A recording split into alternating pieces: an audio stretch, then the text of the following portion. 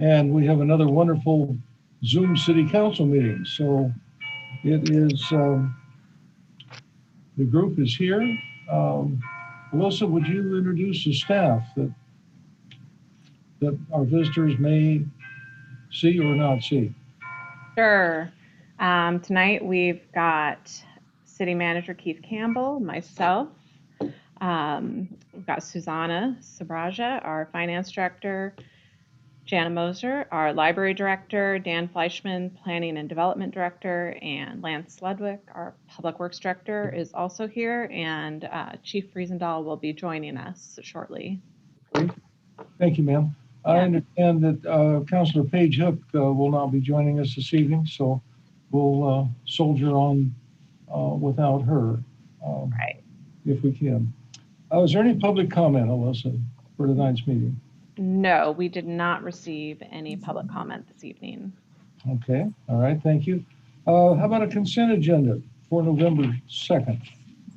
Mr. Mayor, this is Councilor Patty. I move that we accept the consent agenda as presented. Okay, thank you, Councilor.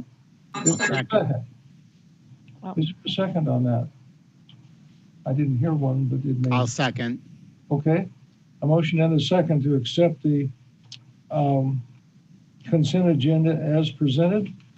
Everyone's had a chance to look at that. Alyssa, would you poll the council on that, please? Sure. Councilor Mullen? Yes. Councilor McDonald? Yes. Councilor Patty? Yes. Councilor Ort? Yes. Okay, motion passes 4-0. Okay.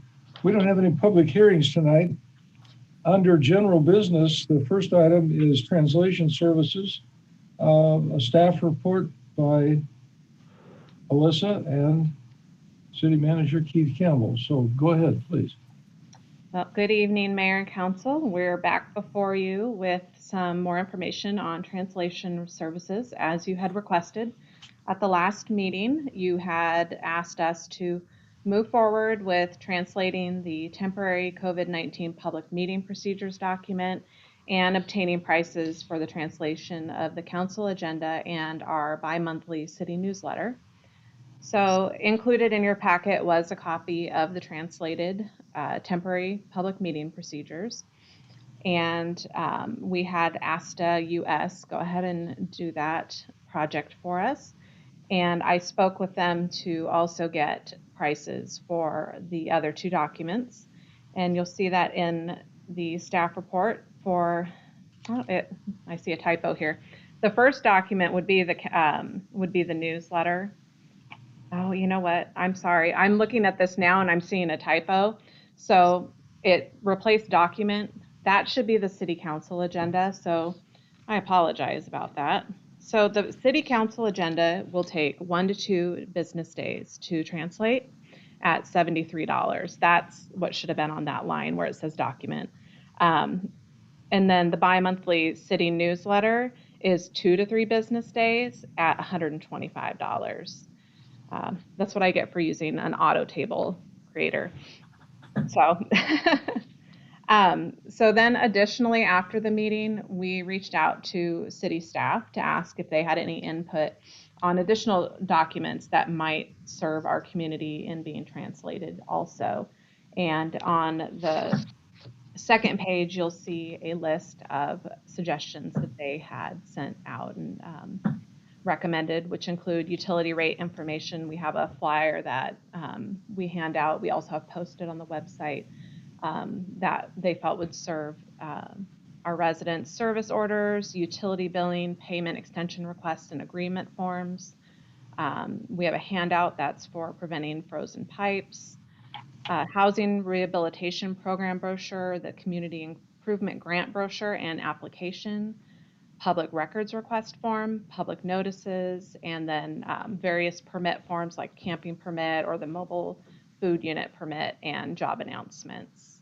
And obviously this list does not encompass every document that might be useful and to be translated, but we thought it was a good starting point for other documents that we may want to consider translating. And I'll just quickly review the financial impact. You saw what the prices were previously in the staff report. Currently, there is no funding budgeted for a translation program, so the cost for a program will be dependent on the scope of the program, and funding would have to be a consideration of other programs that are already budgeted. And really how we move forward with this, how the council's decision will dictate how we move forward. That's all I've got. So we don't, Alyssa, we don't know even how much this program would cost even through the next 7 months. There's really no money there, right? Yeah, there's no money budgeted in this budget cycle. Okay. What did this procedimientos temporales para reuniones públicas, what did that cost? That was, I believe, about $95 in the end, just off the top of my head. Okay. Okay. All right. That's my question. Yeah. Great ideas, and how do we pay for them? Other comments and thoughts?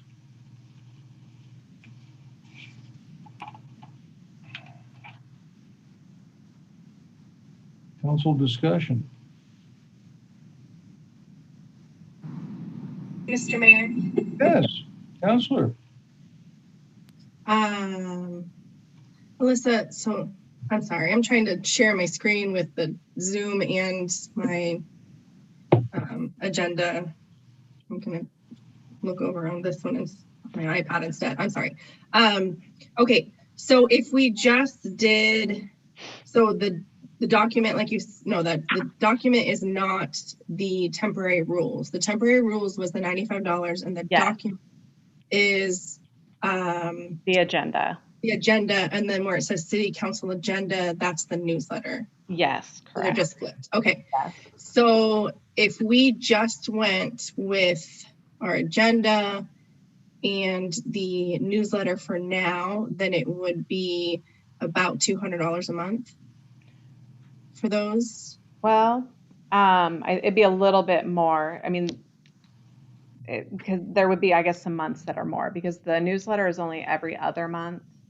Oh, okay. And so that would be, and then our council meetings twice a month. So a little over $140 a month plus the $125 every other month. Okay. Those are good numbers. Okay. Other questions or thoughts?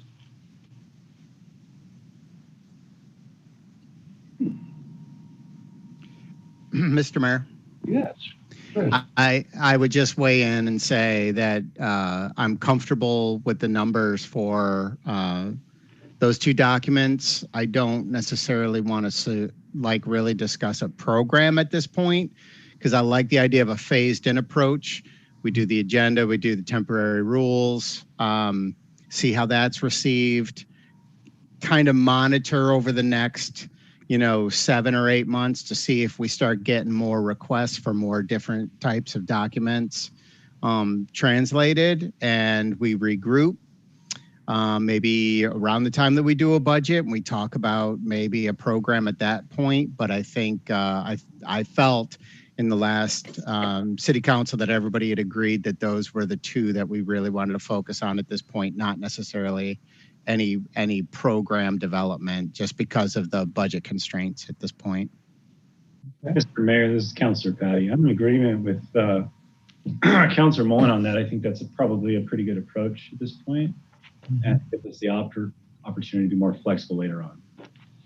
Well, at least, and I'm going to weigh in on this, at least with the newsletter, it gets wide distribution, and we are going to reach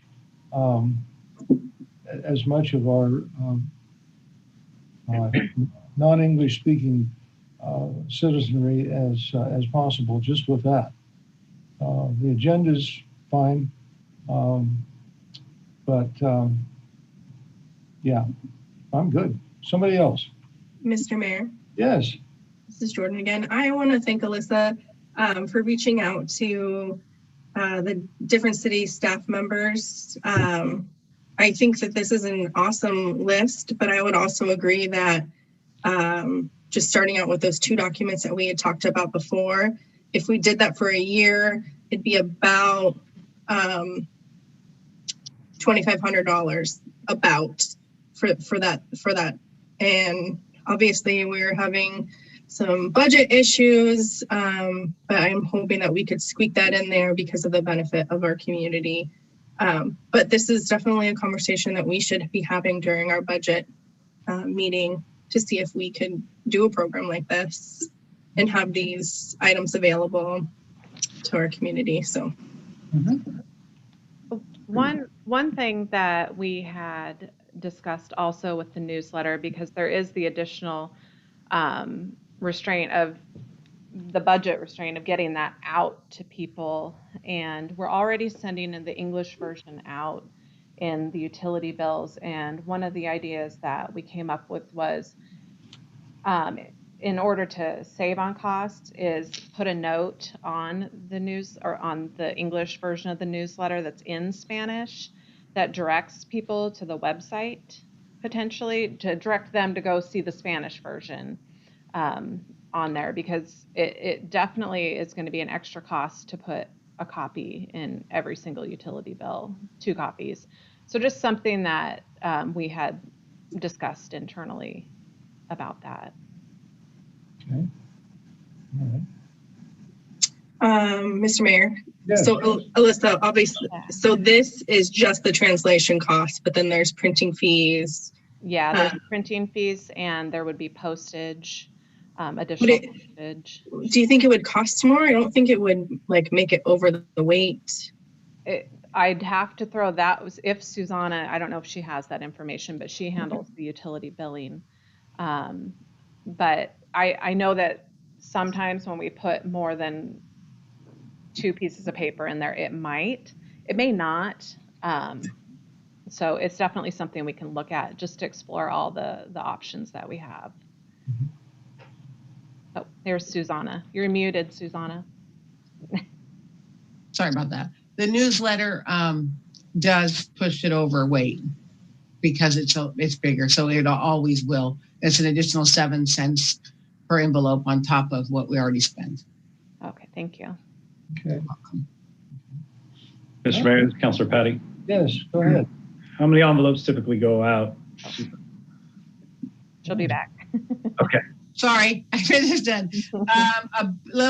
Just under 3,000 goes out, so the extra 7 cents for each one. Okay, thank you. You're welcome. Okay. But that's just for postage, right? Right, and there would be the additional printing cost also. Alyssa, did the staff consider sending out maybe a sampler of this next newsletter, just to kind of familiarize the community with what was possible? Call us if you like this, something? Mm-hmm. Did anyone talk about that? No, I mean, we were looking at all options that we have, and not having this budgeted, just trying to look at the different options to still move forward with it, but also not spend a bunch of money, I guess. Okay. Out of budget. Okay. Mr. Mayor? Yes. Hello. I like the idea of having it translated and then having it available, like you said, on our newsletter, that it is available in Spanish. Mm-hmm. And we can post it. Yeah. Sorry. And post it too, but that and then maybe have a discussion later on if we feel like it needs to go out in Spanish as well. But we definitely have an available. Can we have, I don't know, is City Hall open? We have some available in print if that is something people need. Do we do that with our newsletter? We can definitely, when we were open, we would always put copies out for people to grab. So if someone were to reach out and say they needed a printed copy, definitely could get them one. And then we can also see about maybe putting them out. Could we have that printed in Spanish, so also that it's accessible online, and that if you would like a copy mailed to you, because we don't have them out right now, we can't go in and get them, but if you want a copy mailed to you in Spanish, can we do that? Yes. Okay. I like that option, so that we have it accessible for the people that really do want it. Mr. Mayor, Patty. Go ahead, David. That might be a really good opportunity to figure out exactly what the need is for this, or the requests from the community, and really ascertain whether or not we need to be putting this in the newsletter that generates automatically in English, and see if a lot of people are asking for this or if not. You know what I mean? Mr. Mayor. Yes.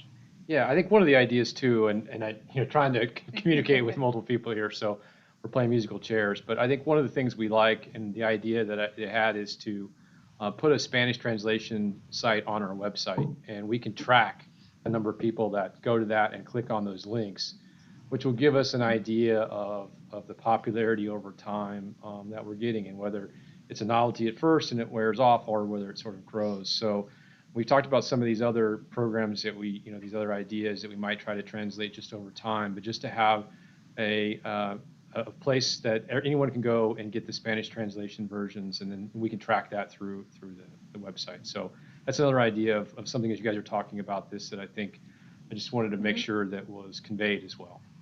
Okay. You folks ready to make some kind of decision on this? One more thing, Mr. Mayor, sorry. There's more. I'm just noticing from this list of documents that the staff put together that a lot of this stuff is just going to be, there's going to be a one-time translation fee. It's not going to be a recurring fee that for month to month or bi-monthly or anything. And so I think that's going to be that's going to be cheap for a lot of these things. So all these forms and permits, applications and stuff like that. It's just going to be a matter of a one-time fee for those translations, and then as we just print them as we need them. So I think, this recurring stuff, we definitely have to budget in, but I think a lot of this stuff we can have for, a matter of hundreds of dollars to get all this stuff translated. Mm-hmm. I'd like to see some more research done definitely on these different documents and see how much it would cost, but I don't see any reason why we shouldn't be able to do it now. Mr. Mayor? Yes. One thing that I don't want to get down too deep into the weeds on this, but one of the things that I was going to add was I know a couple of us have actually lived in foreign countries and have had to fill out forms, and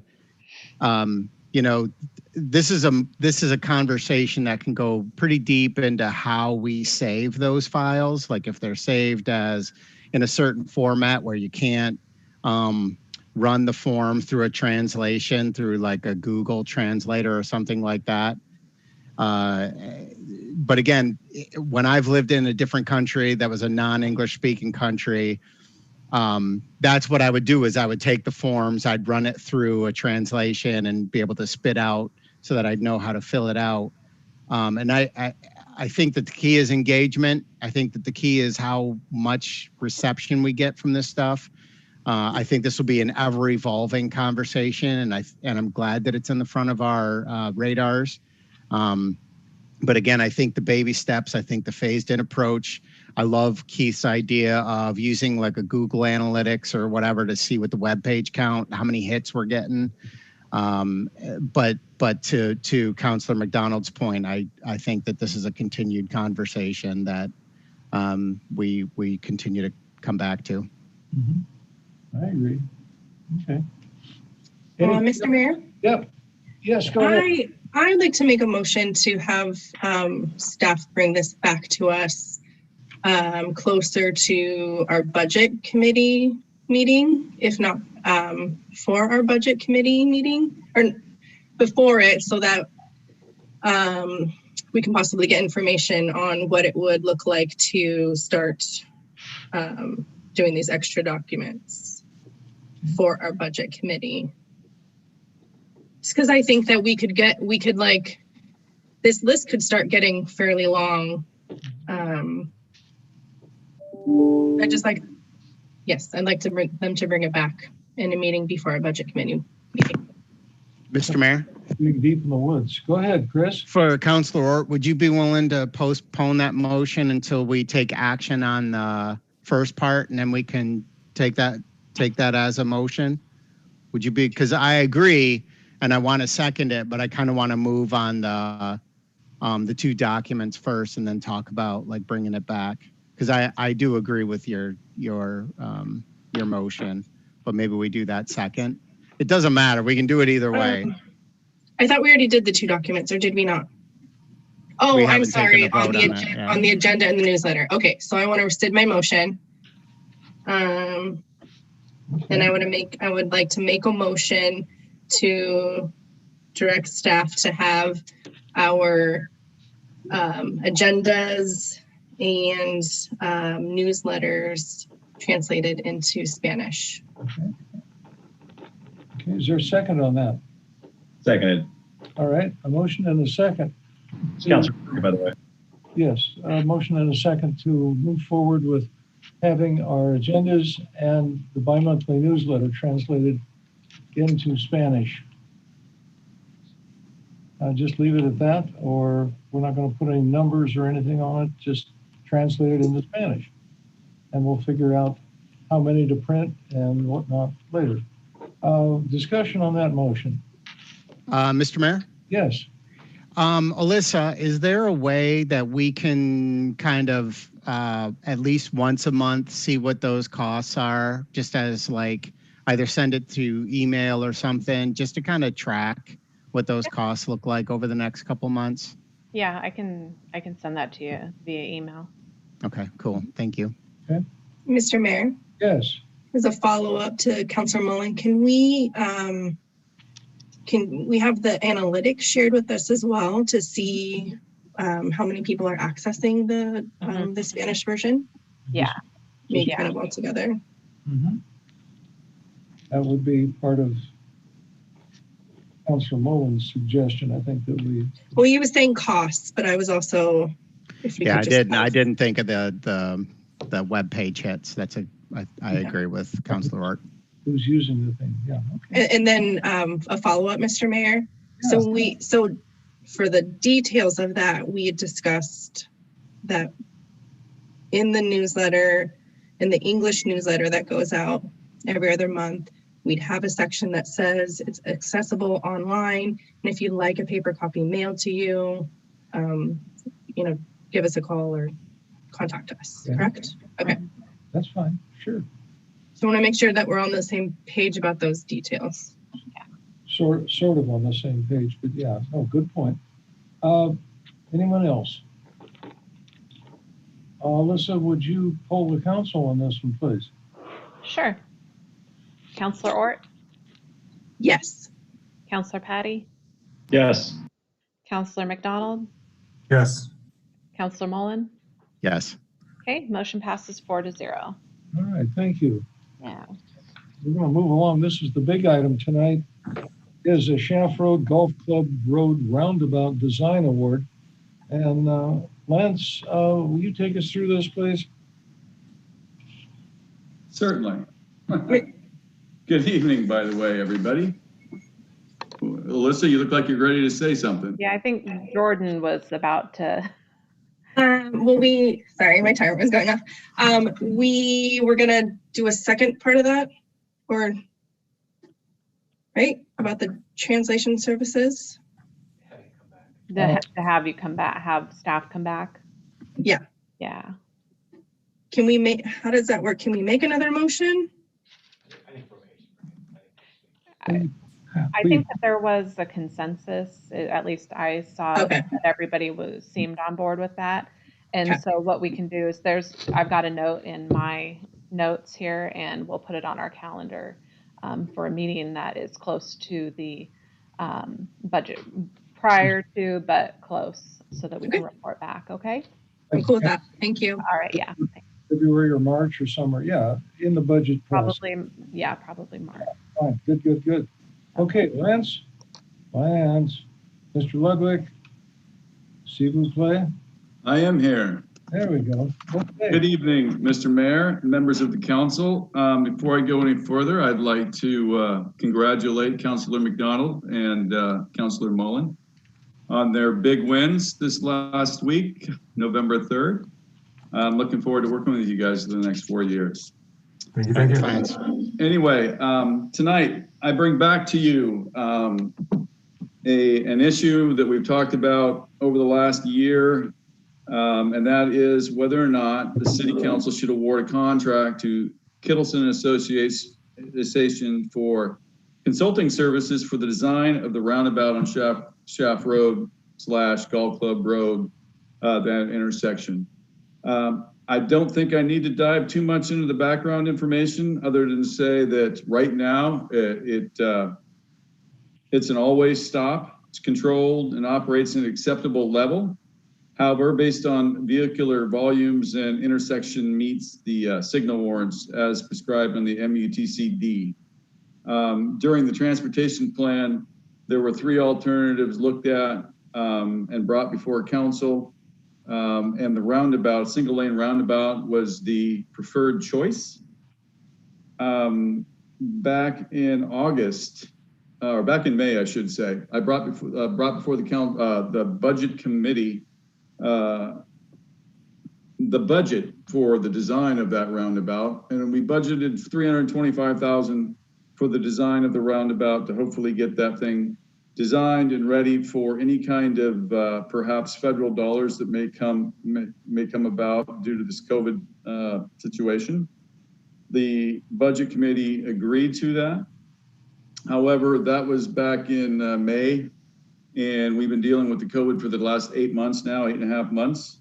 And so back in August, I brought the issue before the council before I put an RFP out, a request for proposals, to determine whether or not the council wanted me to go forward with that.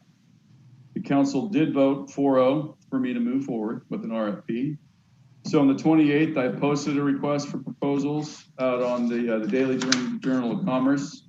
We received 1 proposal back, and we reviewed that proposal. It was a 2-phase process. Phase 1 was basically reviewing the qualifications to see if the consulting firm was qualified to design the roundabout and what kind of experience they had. They are qualified. They're one of the leading roundabout designers in the state, if not the Northwest. They design them all over the country. In that review panel, we had staff members. Most of the directors reviewed that, as well as Councilman Patty. He was on that review panel as well. And once we looked at the original proposal, we entered into phase 2 of that review process. Phase 2 is basically a schedule and a cost for the design. Kittleson submitted a price for the roundabout design. That price came in at $427,000, about $100,000 more than when we bid on that job, or we budgeted for that design.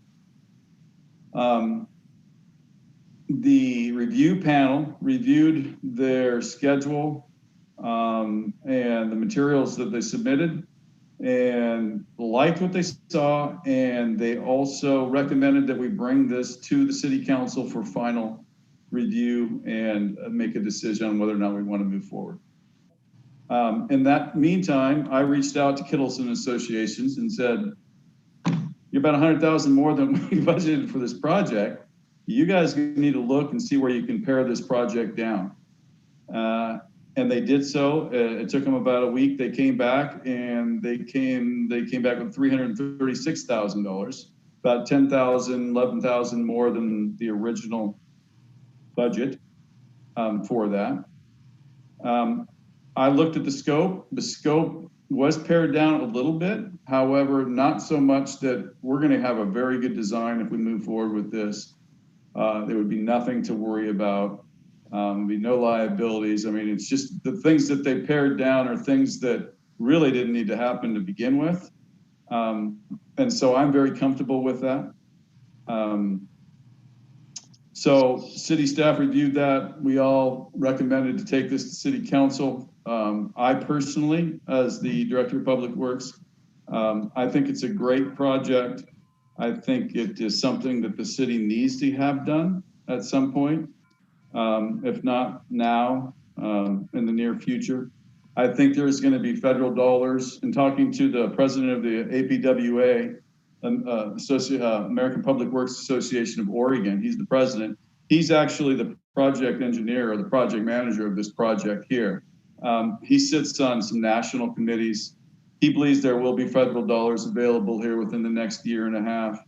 I tend to agree with him with everything I have read between the American Public Works Association and the Society of Civil Engineering. I think there will be federal dollars in the next year to try to ward off the effects of the COVID virus. So as you can see, we recommend moving forward with this. However, this is really a city council decision. And that is why we're here tonight, for you guys to make that decision whether or not we want to move forward. And with that, I'll take any questions that you may have and try to answer those the best I can. Okay. Well, Keith, you want to jump in here?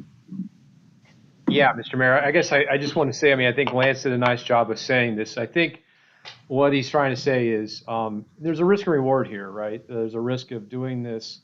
The reward is potentially those federal dollars. So I just want to be clear that, you know, what we're looking at and what Lance is talking about is in the past and even looking at what's happening right now in the research that he's done and talking to the people he's talked to. If we can get this shovel ready, if we can get this design in place, that'll put us in a good position if money comes forward in terms of recovery, infrastructure recovery, which is normally what state and federal government does. But there is some risk, and I think we just want to talk about that. I mean, we've talked about that among staff, but I want to be clear to the public. I want to be clear to you as the decision makers that what we're sort of gambling on a little bit here is we get this to the point of shovel ready, and that money comes. We're going to be in good position and have a compelling story to maybe get this roundabout done in a time frame quicker than what we thought, and why we're coming forward. And that's where we're, you know, I congratulate and appreciate the work Lance did as we kind of look at trying to weigh, you know, what's the risk reward, what's the sort of, if you will, gamble, right?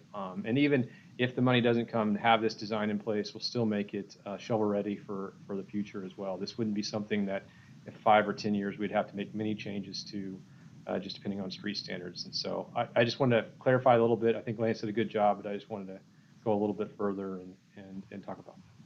Okay. I would like to add just one more thing, a couple of different things actually. In speaking to Tony Roos, who's the president of the Oregon American Public Works Association Society, spoke to him this afternoon regarding this very issue. And I know I've read things in the past that the 2008 Obama stimulus package wasn't viewed very good. And that is because there were no shovel-ready jobs at that time. And so the federal dollars that went to transportation projects went to like Knife River, people that did overlays and mill and grind. So they're the ones that really made the money off that. And the reason was there were no shovel-ready jobs. No one had the foresight, and it came on pretty quick to have things designed. And what he was telling me today is that it's just a complete opposite now. There are other municipalities out there that foresee this coming, and so they're going full speed ahead to get projects ready and designed for those federal stimulus dollars that they foresee coming. But again, what Keith just emphasized, we need to make sure that there is no guarantees. You know, there are none. Second component to that is it is $343,000. But what I can tell you is in the future, it's going to be more than that. So whether we spend $343 now, it could be $400,000 in the next 4 years. You know, you just don't know. So you may be spending more money in the future for that design. And with that, I'll take any questions.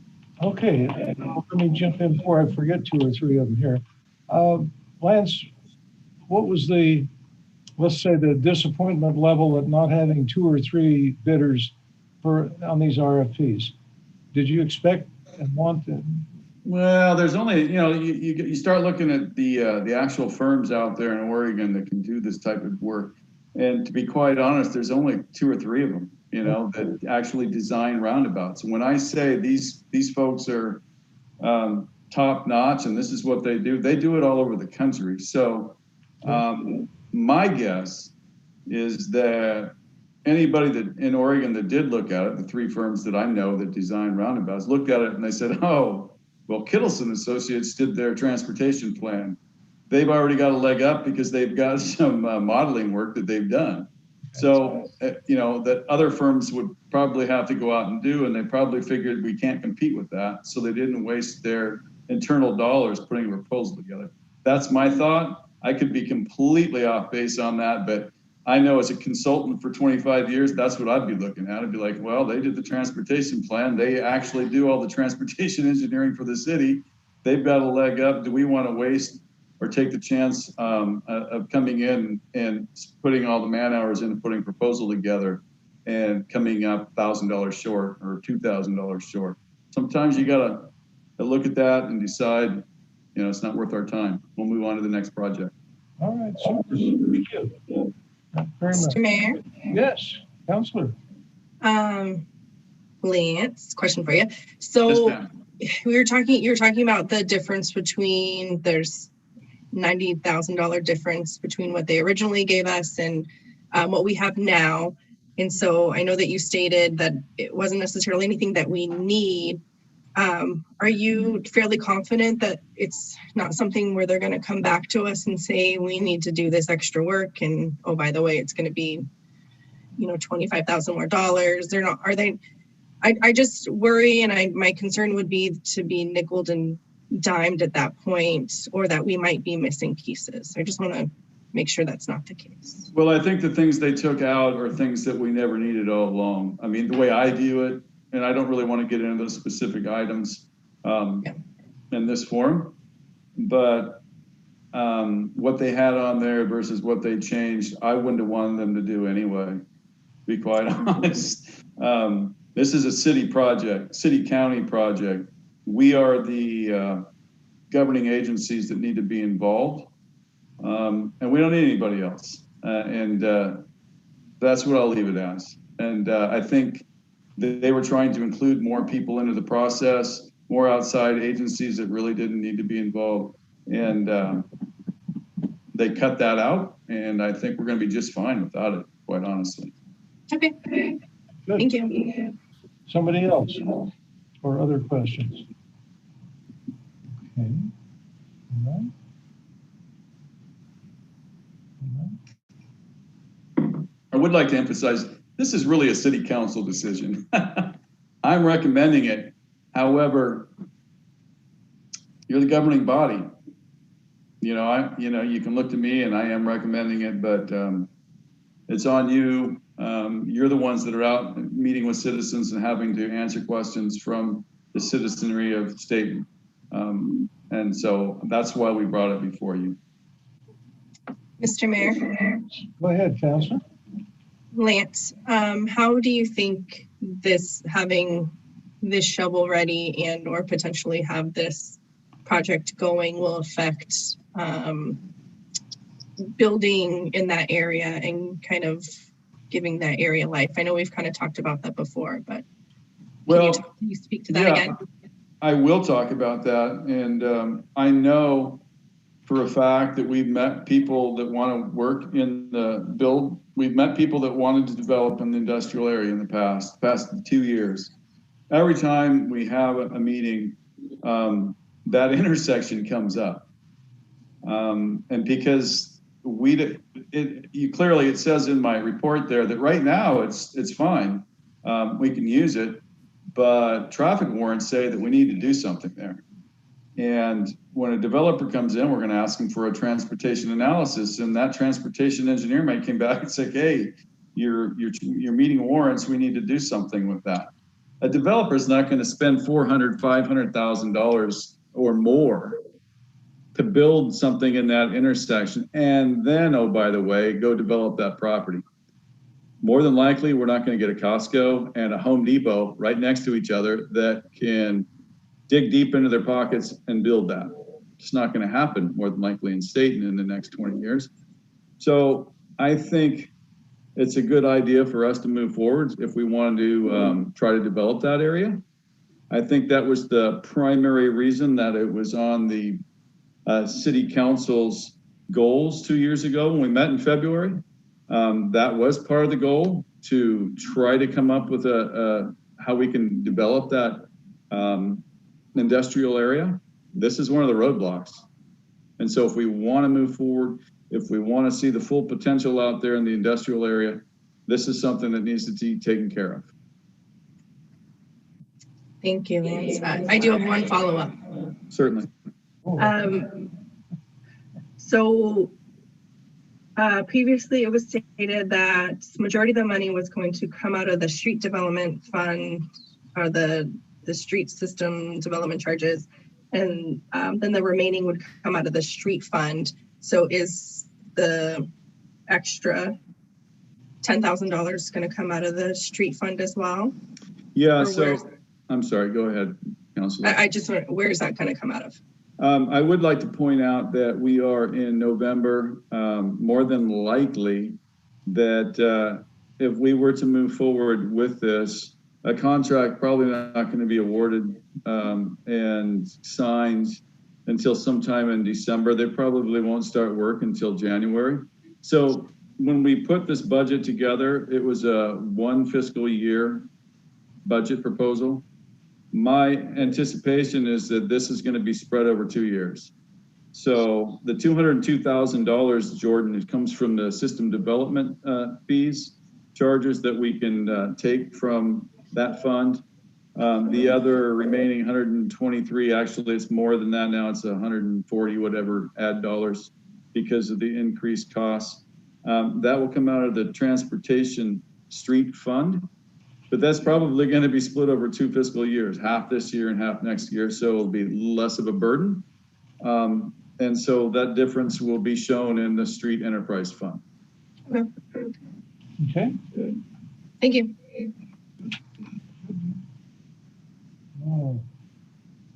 Other questions and thoughts? Questions for Lance?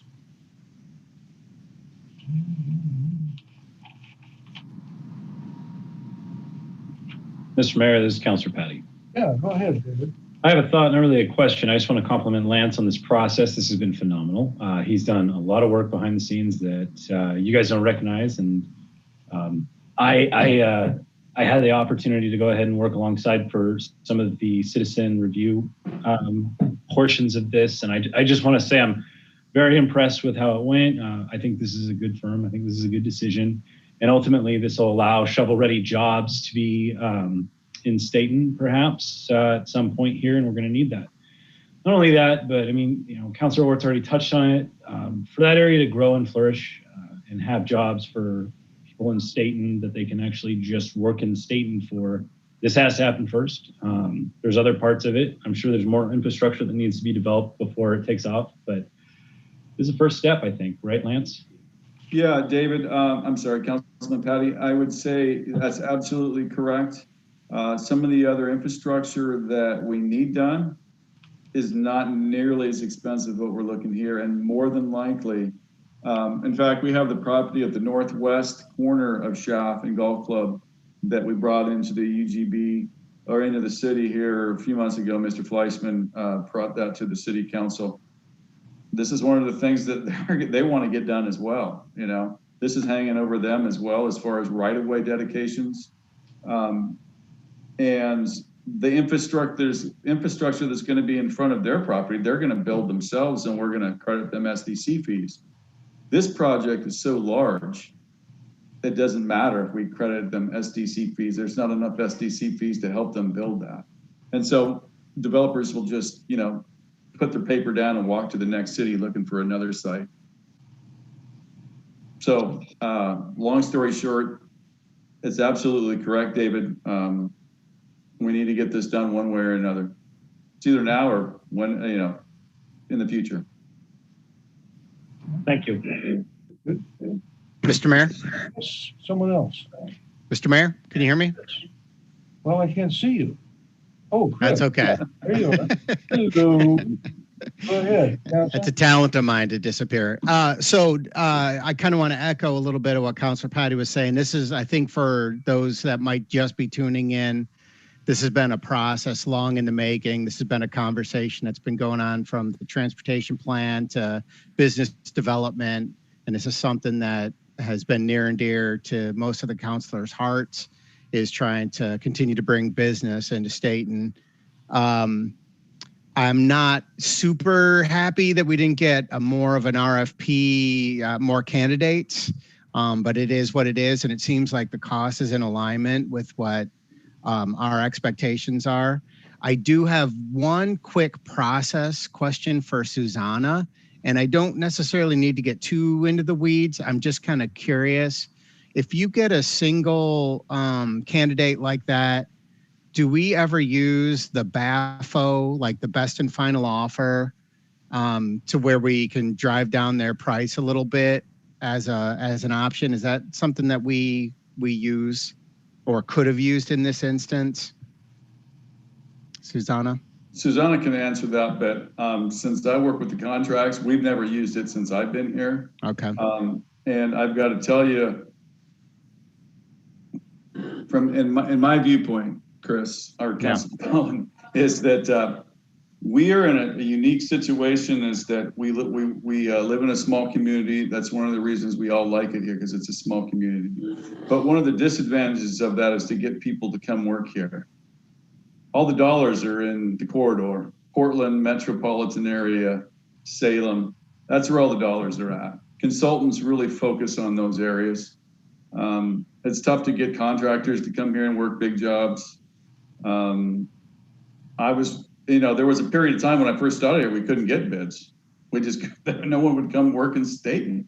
And so I don't think, quite honestly, I don't know if Kittleson would even bid on our transportation plan if they hadn't been our transportation engineer. They were the only ones that bid on that as well. But anyway, I'll let Susanna speak to what she knows about that. I haven't seen any of that done. Okay. Yeah, I'm not as familiar with the city's process around that, and like at what point does the candidate find out whether they're the only candidate or not.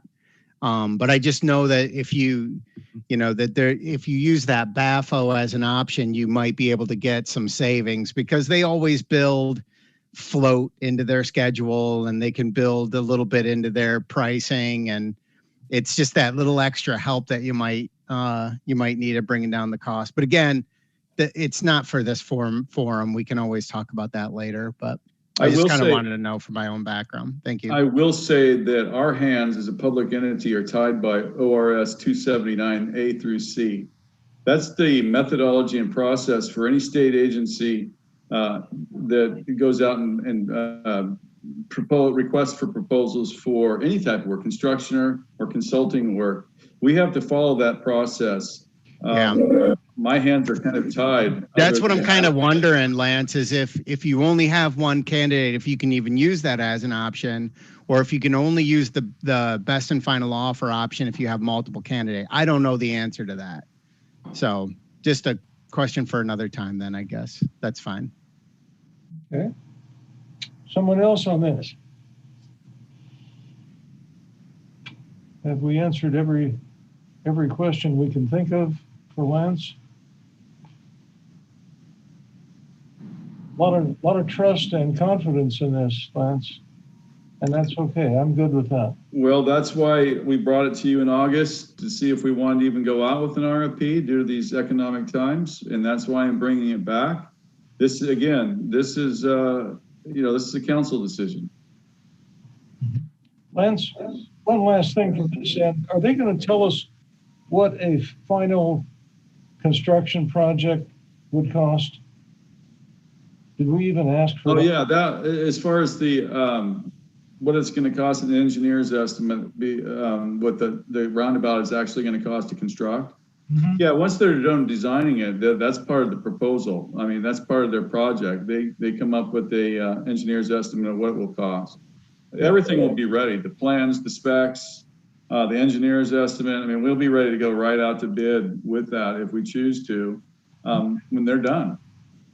In fact, within 7-8 months, there'll be 2 or 3 months before they're done, we're going to be ready for going out and looking for money.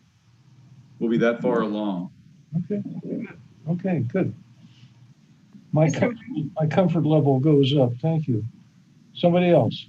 Mr. Mayor, Yes, Counselor. I'd like to make a motion to move forward with the Shaft Road Golf Club Road Roundabout Design Project contract to Kittleson and Associates for the contract amount of $336,398.91. Okay. Second, this is Counselor Patty. And Counselor Patty with a second. We have a motion and a second. Is there any more discussion? If not, Alyssa, where are you? I'm here. I'm right here. Would you go ahead and poll the council on this, please? Sure. Counselor Patty? Yes. Counselor McDonald? Yes. Counselor Ort? Yes. Counselor Mullen? Yes. Okay, motion passes 4-0. Okay, thank you. Thank you, everybody. And if any of you have any questions, don't hesitate to reach out. I'm more than happy to answer anything. And I want to have full transparency with this project. So even if any of the citizens come to you and ask, please reach out. I mean, that's really why we're here, is for transparency, and that's what I'm about. So thank you very much, and good night. Good job, Lance. Thank you, Lance. Next thing this evening is proposed code amendments regarding residential zoning. Mr. Fleischman, Ben? Good evening, Mr. Mayor, members of the council. The issue that I've got for you tonight is just informational. We're not looking for any decision from you, but when I'm done, I'm open to questions, hearing your concerns, comments, etc. Since last, wait a minute, I'm not ready to do that. I'm trying to share my screen, but I got to get ready. Okay.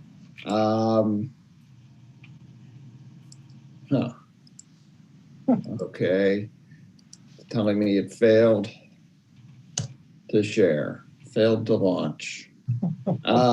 Anyway, for the past year or so, I've been working with the Planning Commission on a set of amendments to our land use code that would totally rework how our land use code controls residential development. Let's try this. There we go. There we go. Right? You seeing that? Thank you. The Planning Commission is far enough along in this that I imagine that we will be starting a public process and the adoption process in the late winter or early spring. And before we get to that point, I wanted to bring it forward to you so that you had some understanding of what we're working on and could provide, if you had concerns, your level of concerns about where we're going. And so that it wasn't just presented to you the night of your public hearing when we're asking you to adopt it. The basic framework for the city's residential zoning has not really changed much since the mid-1970s when it was adopted. The city was about half the size that it is today back then. And at that time, we established 3 different residential zones: the low density zone for single family dwellings only, the medium density zone that allows single family duplexes, triplexes, and mobile home parks, and the high density zone for multifamily dwellings and mobile home parks. In the LD zone, there's a minimum lot size of 8,000 square feet with 80 feet of lot width. At some time, I think in the late 1980s or early 1990s, it was established that any lot east of 10th Avenue had to have 10,000 square feet of lot area. The medium density zone is 7,000 square feet with 70 feet of lot width. A lot of that size can allow either a single family home or a duplex. Triplexes, as I said, are permitted in that zone, but require an additional 3,500 square feet of lot area. And in the high density zone, there's a minimum lot size of 6,000 square feet with a 60-foot lot width. But again, in that zone, only multifamily developments and mobile home parks are permitted. In 2008, a fourth residential zone was created, the downtown medium density zone. This zone also has a 7,000 square foot minimum lot size width, but a minimum frontage of only 40 feet. And it allows all types of housing structures, but not mobile home parks. And this zone is the only zone in our code today that includes a minimum density requirement as well as a maximum limit. The code says that in the downtown medium density zone, residential development must be between 10 and 15 housing units per acre. The other zones only establish a maximum density standard. State law requires that the city coordinate our comprehensive planning and land use regulation with the counties. The county's comprehensive plan includes an urban growth management framework that suggests residential densities for cities based on population. There's 3 different population categories for cities that are there's one for cities that are less than 5,000, one for cities that are between 5,000 and 20,000 population, and a third for between 5 and 25,000, and a third for cities that are larger than 25,000.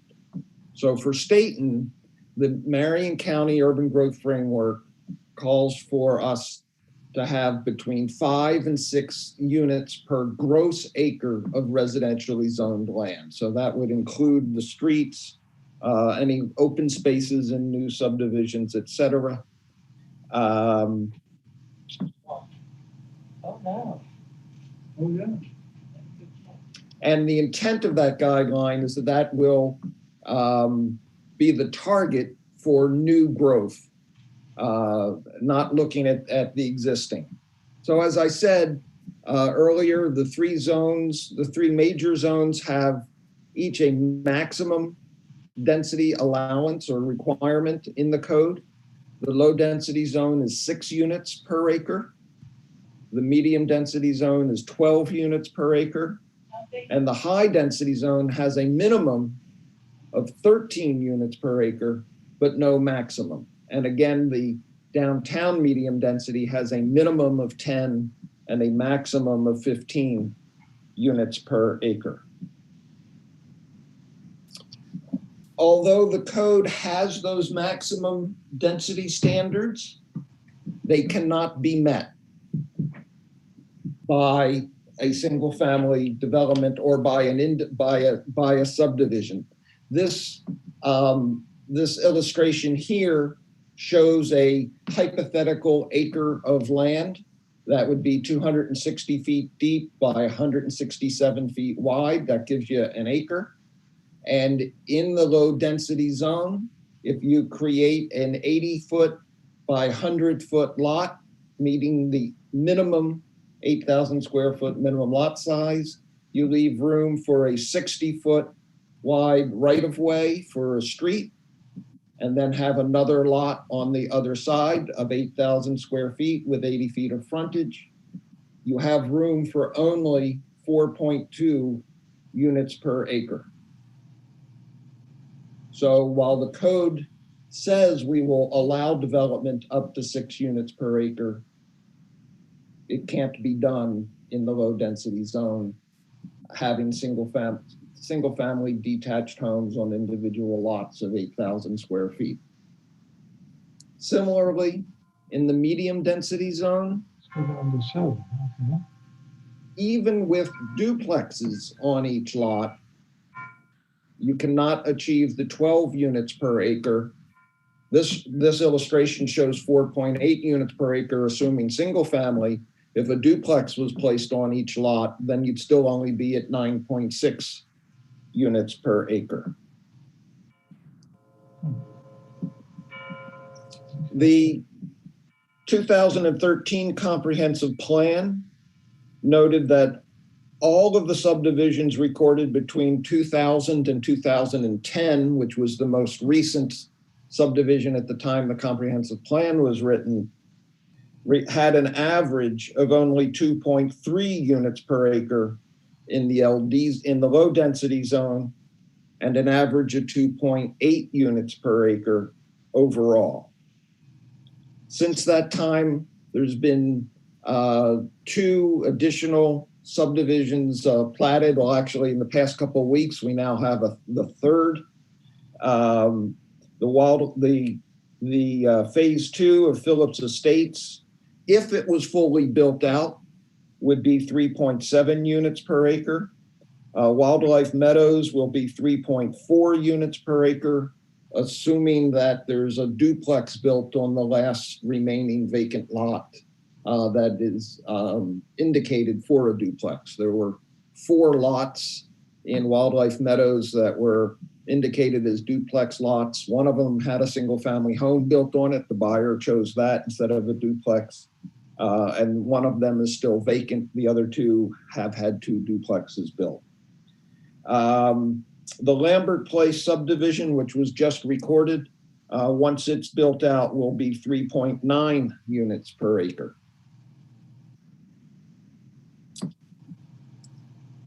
Citywide, we have just under 1,000 acres of land zoned residential.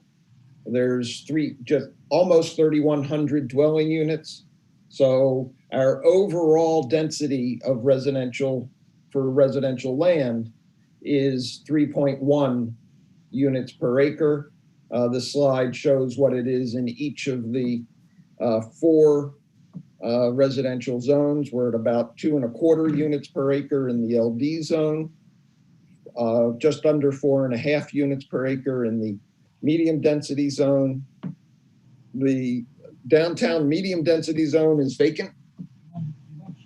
So we're still waiting for development to happen there. And in the high density zone, we're just over 10 units per acre.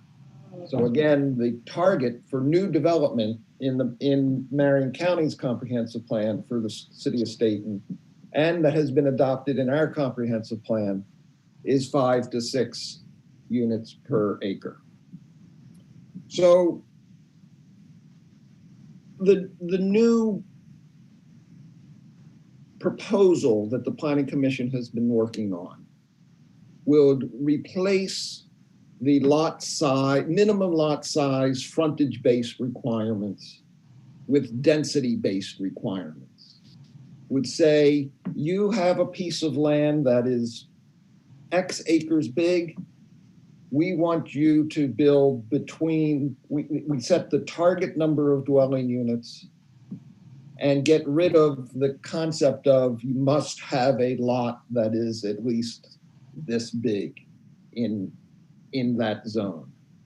And this table presents what the current draft that the Planning Commission is working on says. It is subject to change. So it would replace in the low density zone where we currently have an 8,000 square foot minimum lot size with an 80-foot minimum lot width and a stated maximum density of 6 units per acre, would say we will allow lots with 60 feet of frontage or lot width. We will require a minimum density of 4.5 units per acre, continue the maximum density of 6 units, and still continue and allow only single family homes. They could be single family detached or single family attached.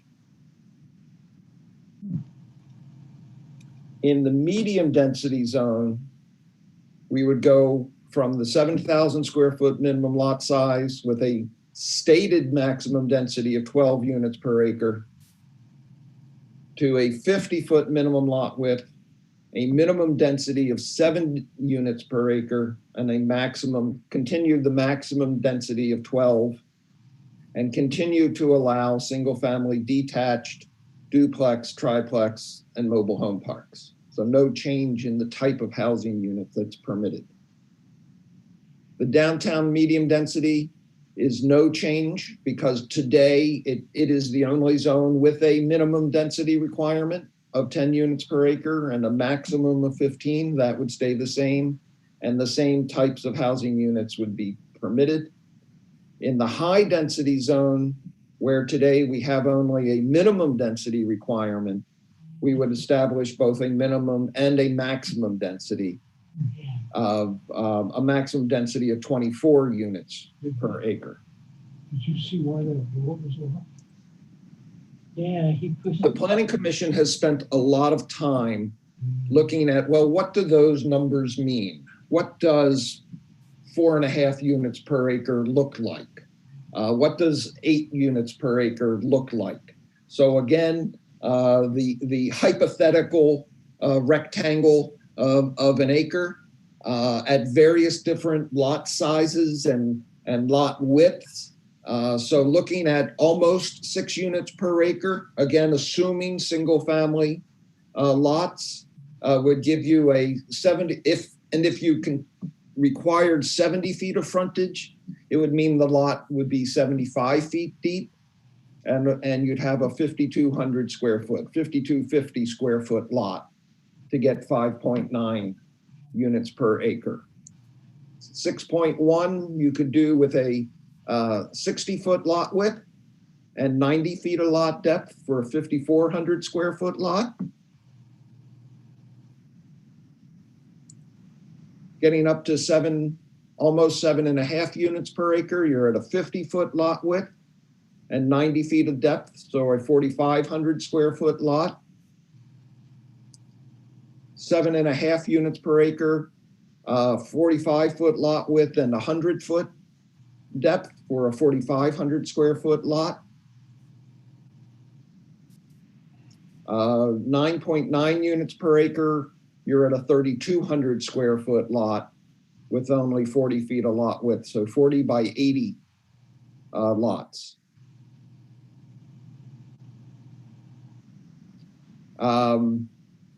So even after looking at those these types of hypothetical things, the Planning Commission still said, well, how do we know really what this looks like on the face of the earth? So I spent some time doing some research, provided some real life examples to them. I won't go through this in a lot of detail with you tonight, but we looked at what this is 2, 4, 6, 8 different subdivisions in here in Stayton, a couple in Silverton, 2 in Corvallis.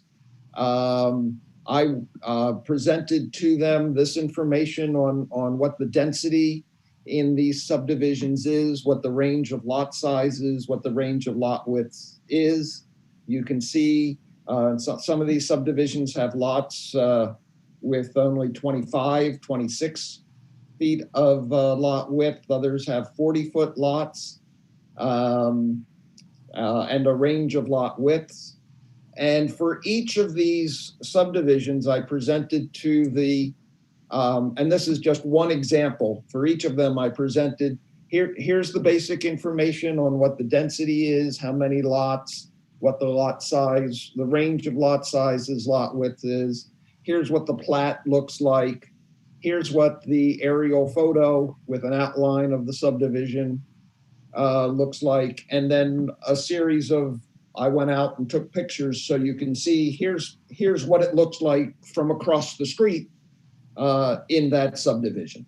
And should this come before you at a public hearing, I will certainly have this information at any public information sessions that we put on before then.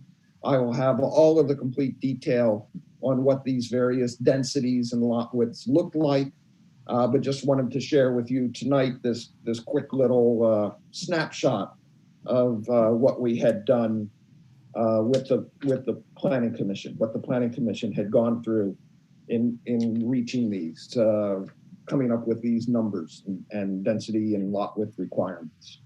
Dan, when would you like to take questions on any of this? I can take them along the way, and if the answer to your question is coming up, I'll let you know. Okay.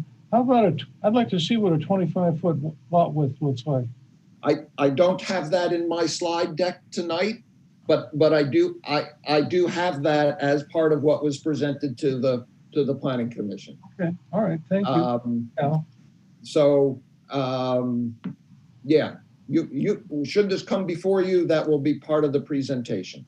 Good. Mr. Mayor. Yes. I'll ask Dan. Don't ask. Councilor Ward. Dan, this is keeping the same setbacks that we currently have, right? So it's still the same side, 5 feet on each side, and 10 feet in the back. Is that it? Currently, in the medium density and low density zone, you are correct. We have minimum 5-foot setback requirements. The rear setback requirement in the LD zone is 20 feet, and the rear setback requirement in the medium density zone is currently 15 feet. With an exception that I will get into in a little while, there is no proposed change to those setback requirements. Thank you. Go ahead, Dan. But there will be an exception that is coming up.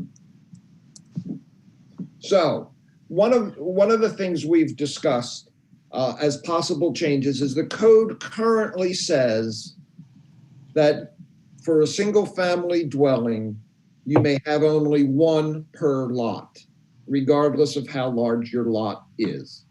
So, but the proposal, and so therefore, if you have a lot that's more than twice the minimum lot size and more than twice the lot width requirement, you have to go through a partitioning process to have a second house built on that parcel and split it into 2 lots. We have, the Planning Commission has discussed allowing more than one single family dwelling on a lot, removing the necessity for that partitioning process. There are, and I have to look at my notes here, we did an analysis. The details are in my staff report that's in your packet, but there are 95 lots highlighted in purple here in the city limits that are more than twice the minimum lot size and have a single family home on them.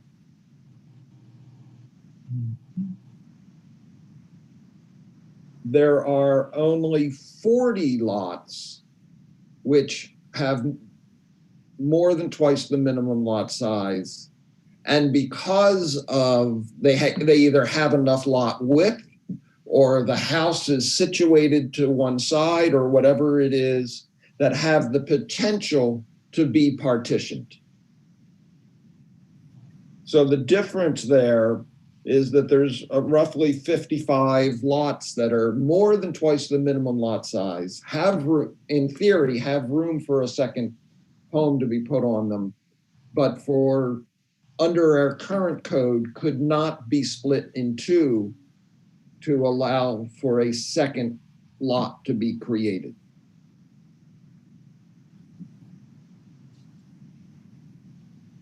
So again, this is the same chart that I had before, the same table I had before. We continue the same differentiation between the types of housing structures that are permitted in each zone. With the change there being that the proposed amendments would permit single family attached in the low density zone, where today only single family detached is permitted.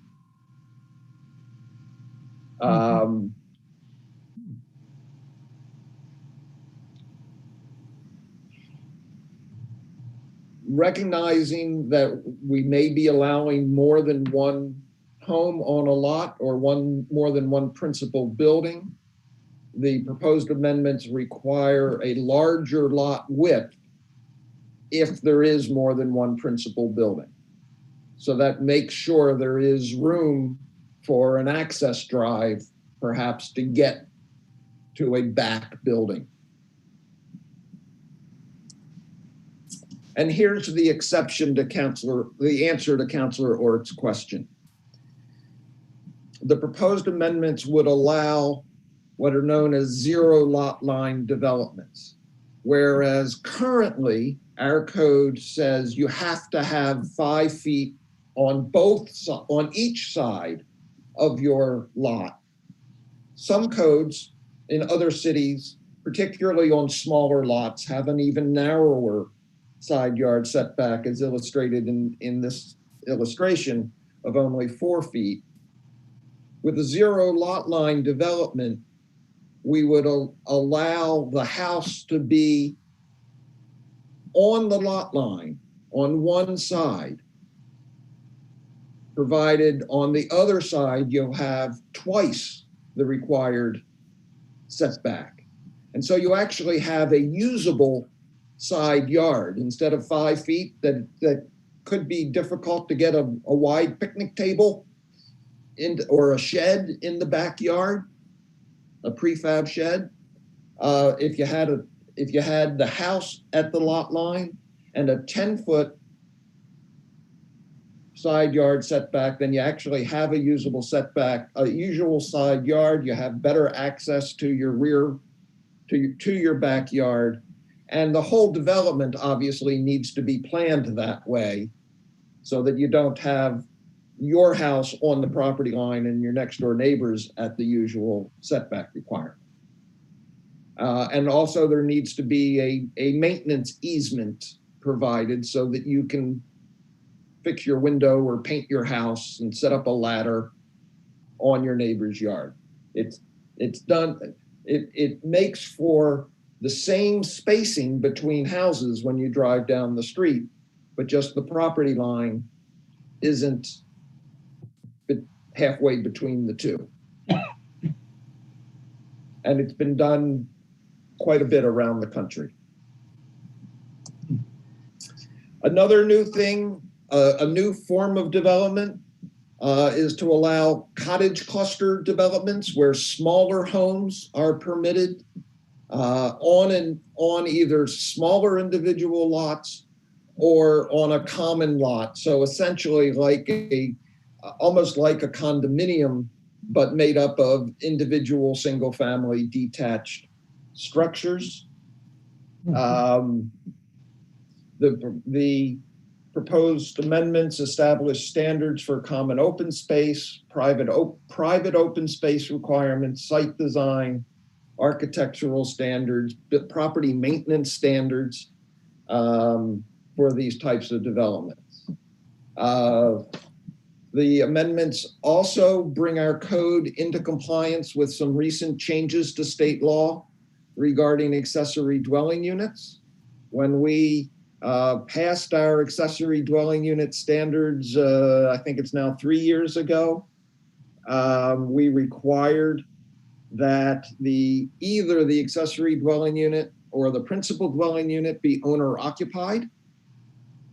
And we required that there be one additional parking space besides the minimum 2 for the principal dwelling unit. Last year, the legislature enacted House Bill 2001, part of which says that the reasonable local regulations that we may apply to accessory dwelling units do not include owner occupancy requirements or requirements to construct additional off-street parking. So we may not include those in our code any longer. We've not been allowed to since January 1 when this took effect. So these proposed amendments include amendments to our accessory dwelling unit standards. Currently, our code requires that a single family dwelling be at least 1,000 square feet, whereas we may be having smaller lots. The proposed is to allow 900 square foot dwellings in the medium density and downtown medium density zone. And while it is very unlikely that we would have any single family dwellings in the high density zone, because of the minimum density requirement, once you get 13 units per acre, you're not likely to have single family dwellings. But to allow them as small as 750 square feet in the high density zone. Another change that's in the proposed amendments would be to require the garage be set behind the front wall of the home. So the overhead door is not the primary architectural feature that you see when you drive down the street. Currently, our code has a deeper setback requirement for a garage than it does the front of the house, but it does not require that the garage be set back behind the front of the house. It is so as long as you meet the 25-foot setback requirement for the garage, you can still have the house be 30 or 35 feet back with the garage sticking out 10 feet. But the proposal requires the garage be set back a minimum of 4 feet behind the front wall of the house. And the last last thing that part of these amendments is various amendments to the subdivision standards to reflect these changes, because currently there's language in the lot division standards that refer to the minimum lot size requirements and density requirements in different ways. So if these amendments do get passed, then the subdivision standards need to be amended appropriately as well. So as I said, that's a kind of a brief, not real brief, but kind of brief, just a quick summary of what the Planning Commission's been working on. As I said earlier, I'm expecting at their meeting in 2 weeks from tonight, they will have their final discussion, but I have thought that back at their October meeting as well. And we're still fine tuning things.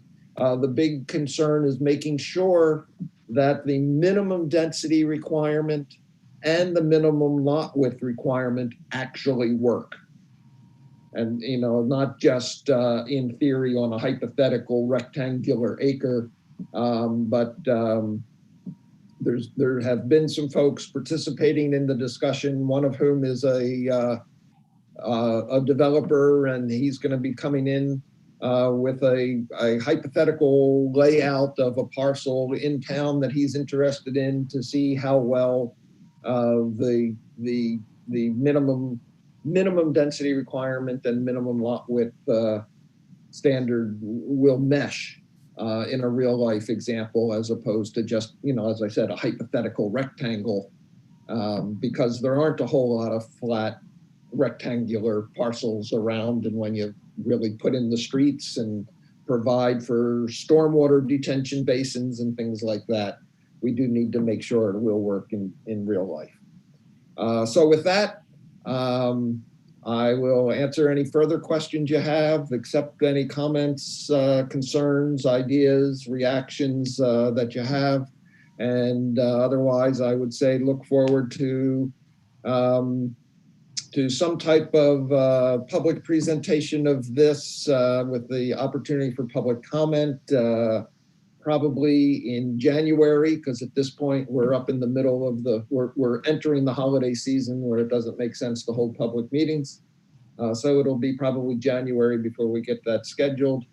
And this may be back before you in the late winter or most likely in the spring for your assuming the Planning Commission recommends it to you for your consideration. Okay. Thank you, Dan. Questions or thoughts on this? I'd offer a quick thought that I'd like to see lots more pictures, being sort of a visual person.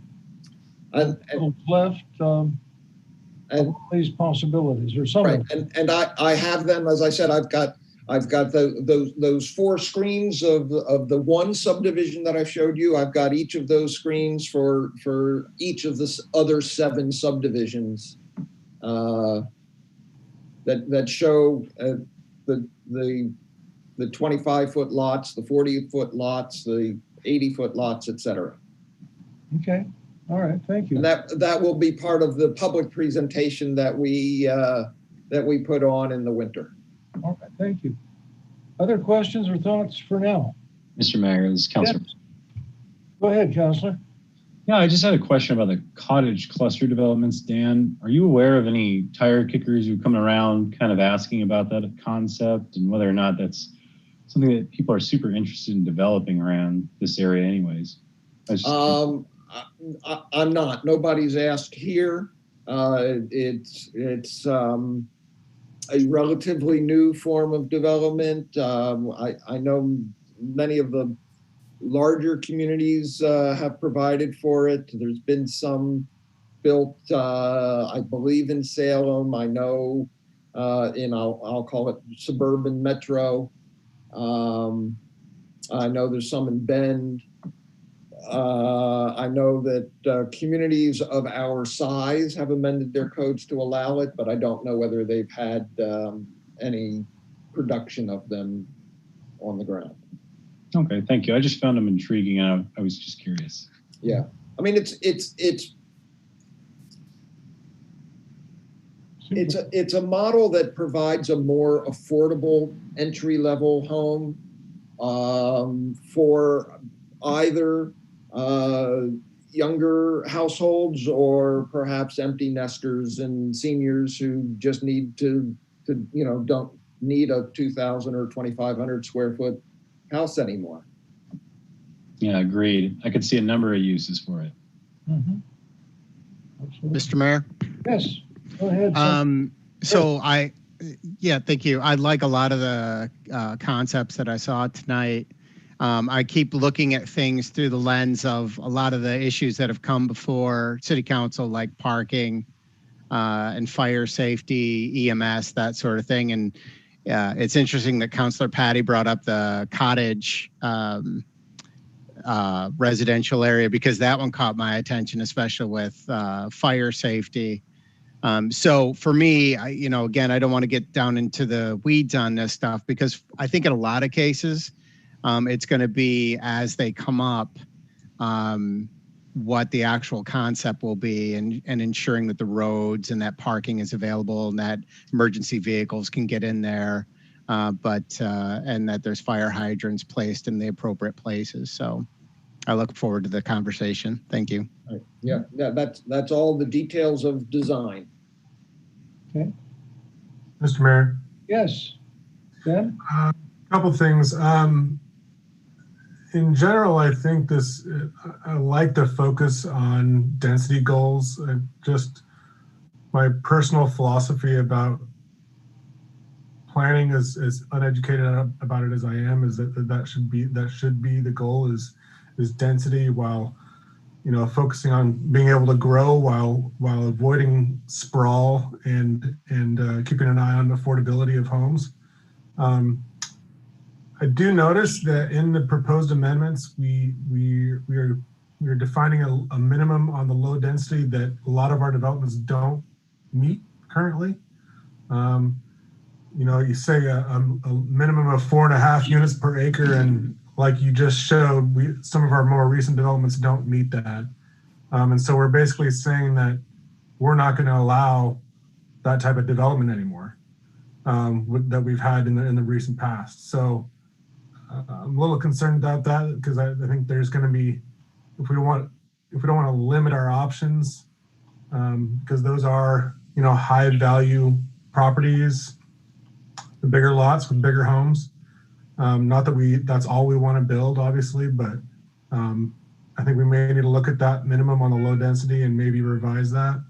And then I don't know, I guess I'm kind of curious on the philosophy behind establishing a maximum for the high density on the other end.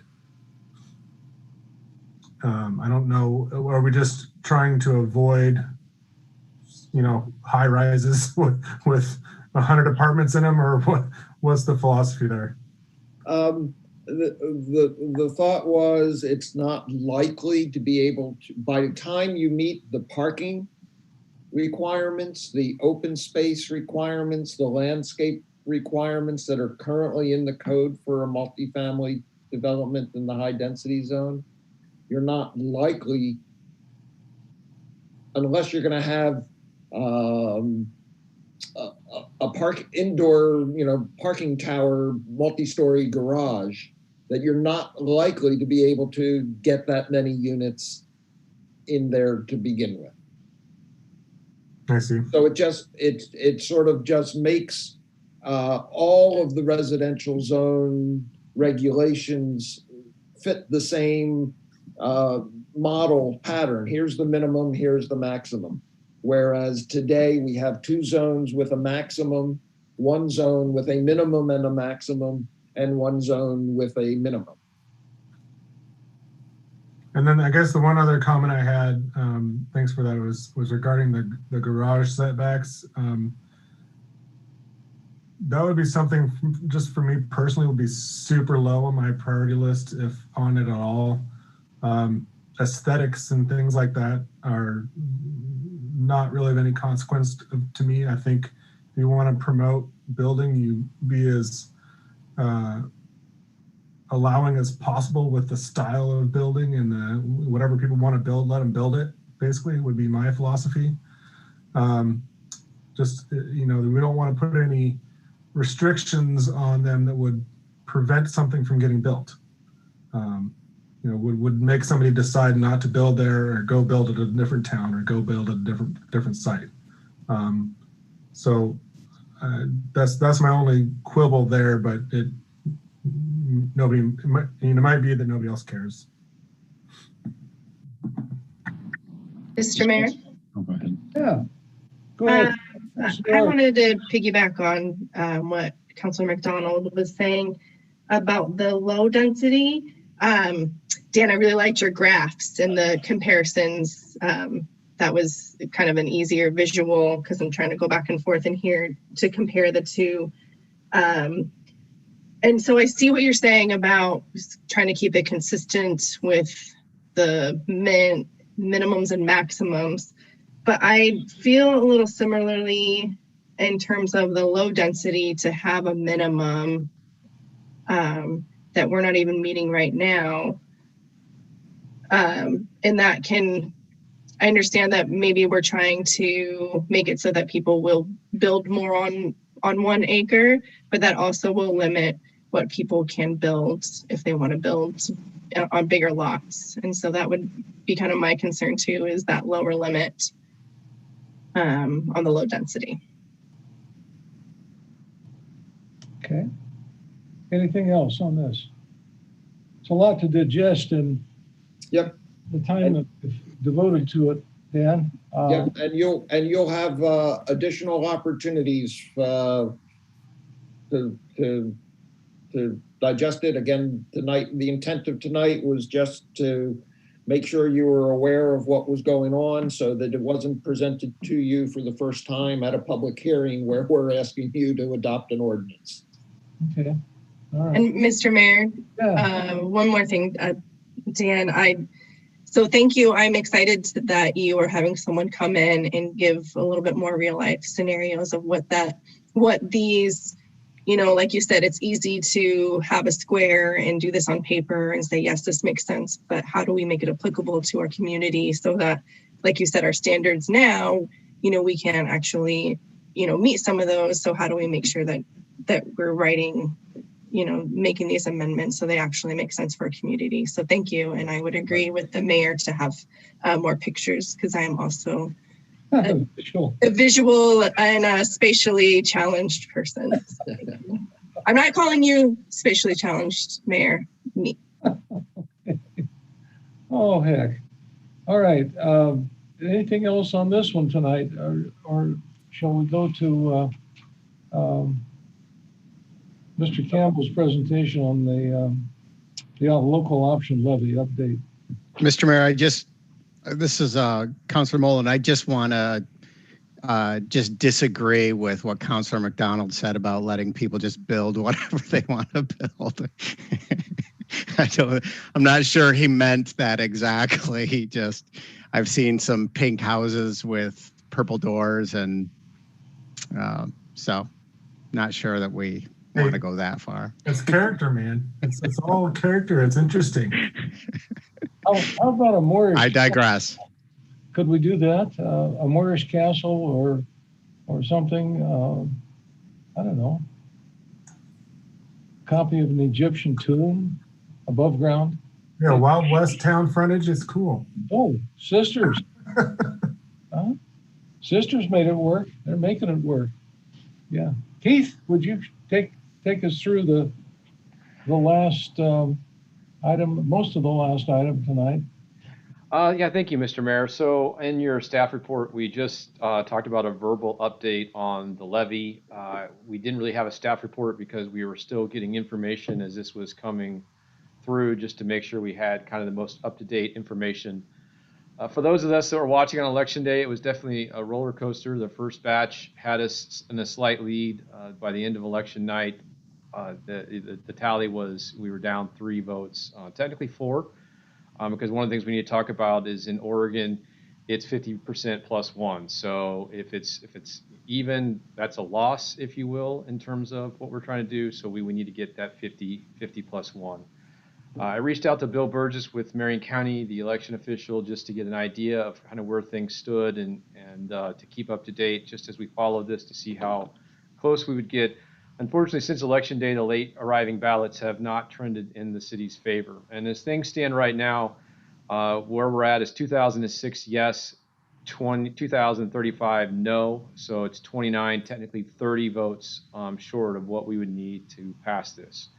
With my conversations with Mr. Burgess, they're still working on this. They haven't gone through the final process of certification and doing their canvass, but at this time in the communication with him, it doesn't look like this is going to be successful. It doesn't look like there's going to be enough ballots.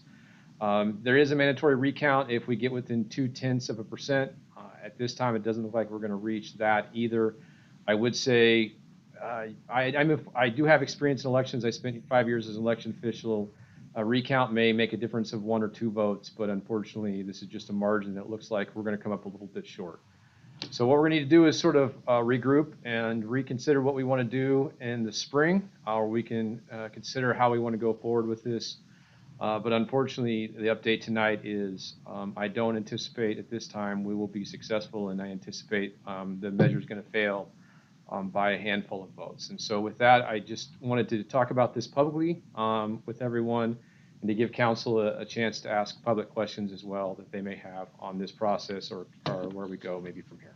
So with that, I'll turn it over to the council. Keith, the fallout from this loss and some other things have kind of stirred the community up, and especially with regard to the pool. And we're not and we've all got phone calls. We've all got phone calls and emails about why did you personally, councilor, mayor, why did you let this happen? This valuable community resource that has been shut down. Is it revenge for us not passing the levy? Are there real mechanical problems with the thing? Is COVID keeping people away? There are groups stirring this up in the community. Call these people and find out what is going on. I get a note from Mary Owen from our town with a bunch of questions. I don't know how much to tell her in a reply.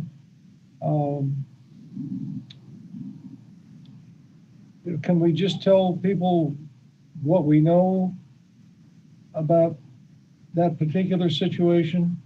Sure. I mean, Where do we go with this besides just telling, hey, it's done for a while, relax? I don't do that. I don't want to do that. Go ahead. If you can, Keith. yeah, Susanna, I'll let Susanna jump on here too if she wants to. We talked about sort of doing this. I mean, the reality of the situation is at this point, the levy has failed twice. So under normal times, I think we would attempt to continue forward with the services that we have in place. But there's been two big factors that have had a major impact in terms of the bottom line.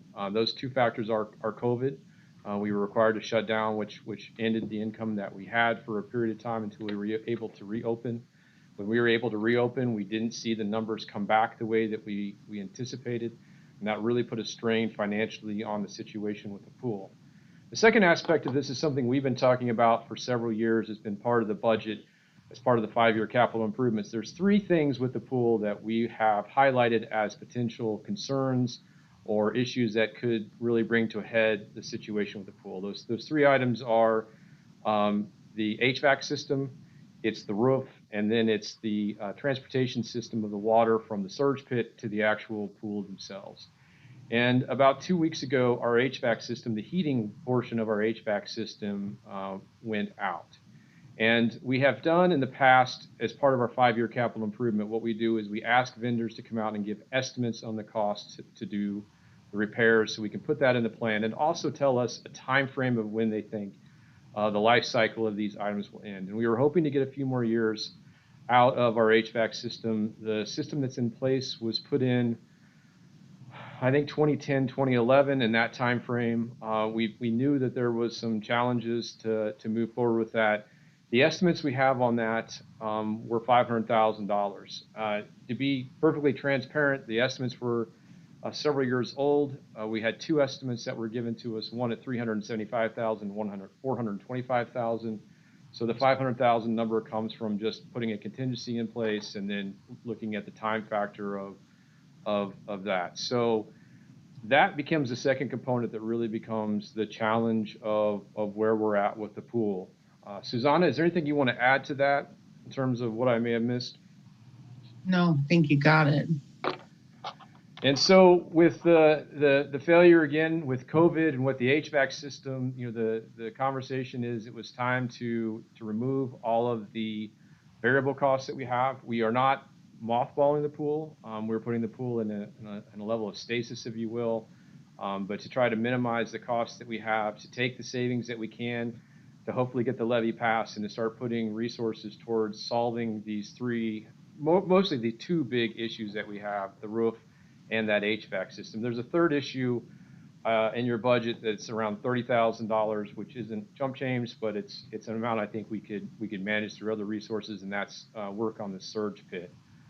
So that really is kind of the situation we're at. I know I've received a lot of the phone calls and votes. People are talking about how it is close. It is close. Unfortunately, close doesn't get the levy money we need. Because of Measure 5 and Measure 50, our tax rate is set by law. We can't change it. That's why we depend on the levy for these other resources. It would be nice if we had a little more freedom, but unfortunately in Oregon we don't. So our tax rate is set, and we are relying on these levies to sort of do this. In conversations with the stakeholders, we were clear that the closure of the pool and reduction of the library services was a real possibility and failure. That isn't something that should come as a surprise for people that have been working with us or communicating with us. I was hopeful that we wouldn't face some of the downturns that we've had due to COVID and then the HVAC system, but unfortunately, that's just the two things that have sort of really, I think, pushed the timeline up of taking the steps that we've taken. And with the governor's order right now, we would have no choice but to close the pool. I'm not here to really cause any political drama. I know the governor has said 2 weeks starting Wednesday. She has said Multnomah County will be 4 weeks. If you're comparing us to Multnomah County, I think 4 weeks or longer is something that is a real possibility for our community. So I think the pool would be shut down for a time frame anyway. And anytime it's shut down, we receive no revenue from it. Susanna, again, I'll go to you. Is there anything you want to add or something you think I missed or misspoke? Just, I guess I can add that while it's closed, we're busily working on figuring out other options, looking at different ways. Once we have to wait on the levy, of course, but I'm still actively working with Oregon Trust on options for fixing the HVACs, options for how to cut the utility cost on it as well, looking at how we can restructure staffing while we wait on the levy and see what we can do from there. So we're not doing something, we're actively doing something behind the scenes to kind of prepare in a positive direction.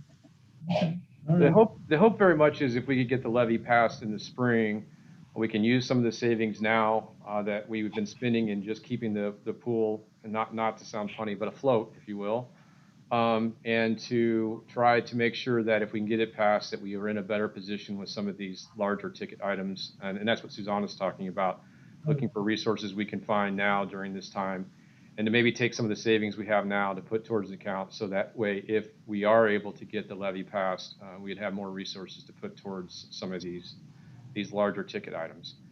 We've talked about this in the budget, but I do want to go back. One of the challenges we have, and one of the things that we're going to do during the shutdown, is really try to get a number on what we lose in terms of water going from the surge pit to the pool. It's always been hard to estimate that for the various reasons of water coming in and out, but we have seen deficits of quite a bit in terms of volume of pool water we lose. The concern we have is from the surge pit to the pool, all of the piping is encased in concrete. So the real challenge is we're not sure, how much pool water we're losing essentially from the processing area of that surge pit to the pool. So this will give us an idea. But if that function fails at some point, which is a possibility due to the age, that could be pretty significant, because most modern pools are designed where your pipes that are running from the surge pit to the pool are exposed. Ours are encased in concrete. So with those more modern pools, you just go replace the pipe. It's really simple. This would be a case of we would be looking at significant work in terms of concrete and getting to those pipes. That's still out there. It's just one of those things that we just kind of wait and see, and we'll try to get some more data to get an understanding of how much leakage we may have right now with that. Okay, thank you. Folks, Keith has to be feeling put on the spot by all this, and my apologies for that, but I thought it was important that the community that sits and watches this meeting hears the real numbers. And I'm sure I didn't know all of them, but all of you have heard from patrons and stakeholders, if you will. And what's kind of interesting is the calls that have come from, let's call them outlivers, not people without a liver, but just outlivers, I guess. People from Almsville, Sublimity, Silverton, some a little bit angry that that pool is important. You guys should work and keep it open. And you start confronting these folks with what you know to be the numbers, and it sometimes doesn't change their view of it. This thing is important. Keep it open. Go find some money. Those are just my experiences with calls and emails. Anyone else want to get in on this, or shall we let it go? Go ahead, David. It's Councilor Patty. Yeah, Keith, can you go ahead? So you mentioned the HVAC system needing to be replaced, and that's $500,000. Can you explain why that's important, especially in the age of COVID right now in the pool? Oh, that's a big one. Yeah, no, the challenge is, and Councilor McDonald sort of brought this up last time, and you know, the challenge that we were facing before the levy was the HVAC system had gone out, and airflow circulation is really important, and having the air circulate through vents, trying to remove, you know, virus COVID type things, especially in a situation where people are working out and there's people coming in and out. What we worked with them and talking with people was that temporarily what we could do was to basically heat the pool through the actual pool itself, and to just run the fans in the pool environment to keep the air circulating so that we could have that flow. But the simple reality is this, we don't have heat in the pool. The only way we're heating it is to increase the capacity of the boiler, make the water hotter, and then try to have the water come up. But as we go through the winter time, the reality is going to become the pool environment may be cold, and we're not sure how much longer. I mean, I was talking with the service person today about just the airflow and successful. And one of the big challenges too, I want to state, it's not just the HVAC system itself, it is the airflow and baffles that move the air around the pool. And that's part of the replacement cost as well. And I think one of the challenges with the system that we currently have in place is pushing and moving enough air through the pool in terms of really making that environment successful, both in heating and cooling it. And so that's part of the additional costs, and part of the things that we know need to be part of that discussion is to increase that. And there's a system there's a plan in place too, you know, to help move those air. But it's not just the HVAC system; it's actually the moving that air from that system to around the pool. So that's the reason why it's really important in COVID. And then as we get into winter, that's going to be the other challenge, is not being able to actually heat. All we can do is circulate the air.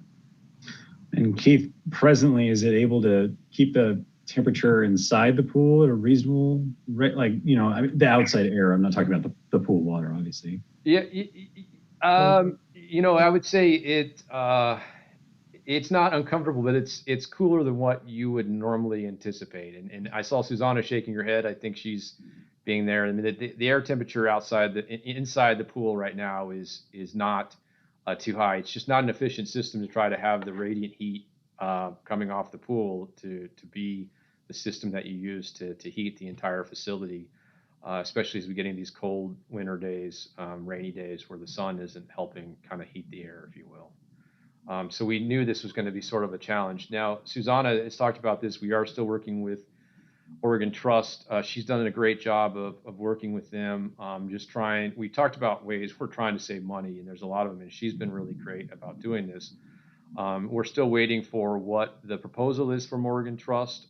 You know, they've really been engaged and involved, and we're also looking at what kind of assistance we may receive. So like with the boiler situation, Susanna, was it 30,000, and we were able to get 8,000 from Oregon Trust? Is that right? Yeah, it's about 32,000, and we got just a little over 8,000 from them to reduce that cost to get that replaced. So that was a real nice help. And so, you know, there is a question of how much money we want to spend on a facility per se that we're not sure, you know, the voters will pass in the spring, but we are trying to operate under the assumption that we will be able to get there. So I think as we get some of these numbers and some of this data on what they think they can do, I know there's other resources out there that we're looking to tap as well, but we'll see what those numbers come back and what Oregon Trust is able to do. And what Susanna also talked about is just looking for cost savings and ways with Oregon Trust that we can reduce costs in other facilities as well. Right now, every penny every dollar sort of matters. Yeah. Okay. So final question real quick, if I may. So a constituent had emailed me, among many, suggesting that perhaps this transitioned into some sort of different type of, I don't know, communal pool for the canyon. Mm-hmm. Is that even a possibility? Is that something that's even more, you know, that we could pursue and perhaps see about making the entire canyon have say in this decision, because I mean, the mayor already stated, we got a lot of correspondence from people who live outside of the Stayton, but the pool is still their area. And then the last part of that is, if we were to get some kind of wealthy benefactor to donate money towards some of these costs, what would that look like? Yeah, I mean, I think at some point what we're going to need to have is conversations on, what we've always done in the past is the parks, pool, and library as part of the levy process, right? This has been the tradition that we've had, and this has been what's been successful. But I think what we might need to do is just have a full conversation about how we want to fund each of these. Do we want to have them together? Do we want to have them separate? I think there's definitely value for keeping together, but I think we should have a rich conversation. There's other funding sources or streams we could look at. Again, maybe not ones that are popular, but it's not about what we think. It's just a matter of let's throw everything out there and see what the conversation is. I think what you're referring to, Councilor Patty, is maybe a district. There's a lot that will go into a district. In terms of organizing it and approving of it, and getting the votes on that as well, and how you shape the district, what it looks like, how you get buy-in from maybe the other communities, I think are all things that will be challenging, not something that can't be overcome, but that's just the reality of trying to figure out not just the people that are there, but the people who live in those areas. And that can be a struggle. If we can't pass it here when it's in our facility, it might be hard to convince people in Almsville or Sublimity or outside to do that. But I think again, when we start talking about that now, a district legally and working through all the process, I think would be time consuming. But again, I think we should have a conversation and say, here's all of our options of funding and what's the best path forward, and not look at any idea as forbidden or something we shouldn't consider. I think we've now, I think COVID has an impact, and I think there's a lot of excuses we can make on why we haven't been able to pass these, but the reality is we're now 2 times in and we haven't passed it. So the only thing about a district is the city no longer has oversight. You think of the fire district, they become their own entity. So that's just something to consider as well. I'm not saying that's a good thing or a bad thing. I think generally you want to have more control of your services, but if your idea is we just want the service to survive, maybe that's a viable option. I'm not advocating for or against. I'm just kind of stating, sort of the pluses and minuses of it. So thank you. Exactly what I want. Yeah. Mr. Mayor? Yeah. Yes, go ahead. Oh, I have several questions, so I'm just going to prepare you for that. Sure. You're going to this add-on.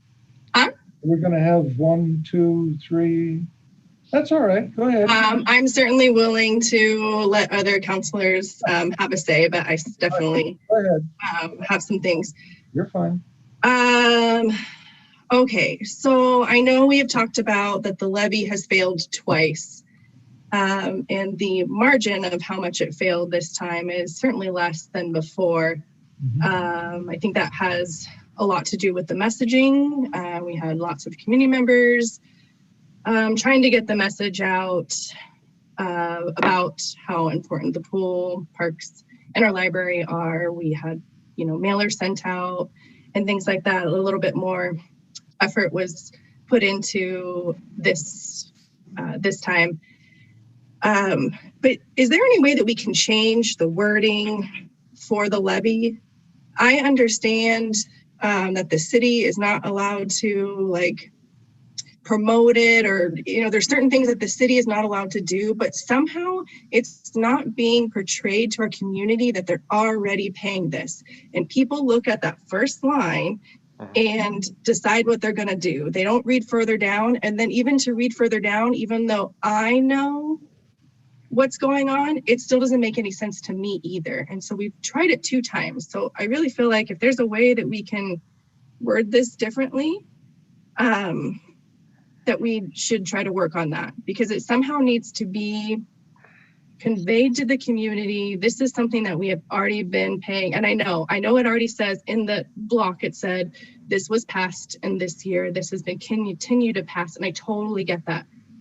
Somehow it's not computing. It's not Yeah, I mean, the challenge, so let me go into that. With the challenge with the ballot language is it really, there's a requirements via ORS. And, something I don't think I even conveyed to the council was, we had legal counsel dealing with difficulties we were having with Marion County elections on the exact nuances of language, and our attorney having to get involved on that. And so unfortunately with that language, because of the way that we have to present it, it is sort of limited.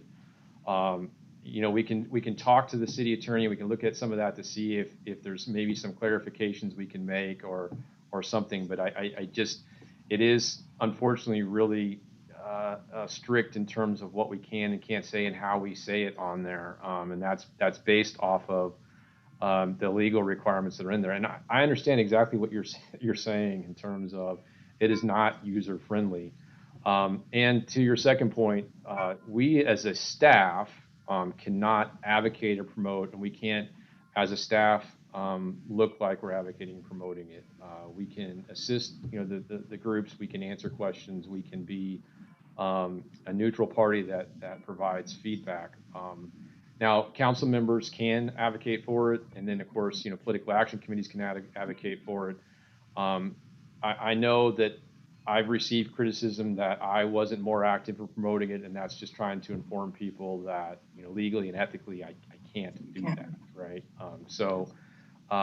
But in terms of how we can provide information so that message can get across, I do agree that's important, and we can look and see what we can try to change just to maybe make it a little clearer. But I do want to offer some caution that it is pretty defined legally. I gotcha. It's just, I don't see it as the levy necessarily, but I don't see it as people don't want these resources in the community. I see it as a misunderstanding, really. And that's, I feel like, That's right. I would really like to be more involved in the groups to help promote that, so that there is a better understanding, or that I can help those groups get more information out. I want to be a part of that, because all these resources are important to our community. And as the mayor stated, there's a lot of community members that live outside of the community. They pay extra money to use our pool and our library. They don't get a library card for free. They have to pay an annual fee. And these resources are going to go away for them, and they don't have a say in the matter. And so I just want to say that's going to go into my next point that Councilor Patty alluded to.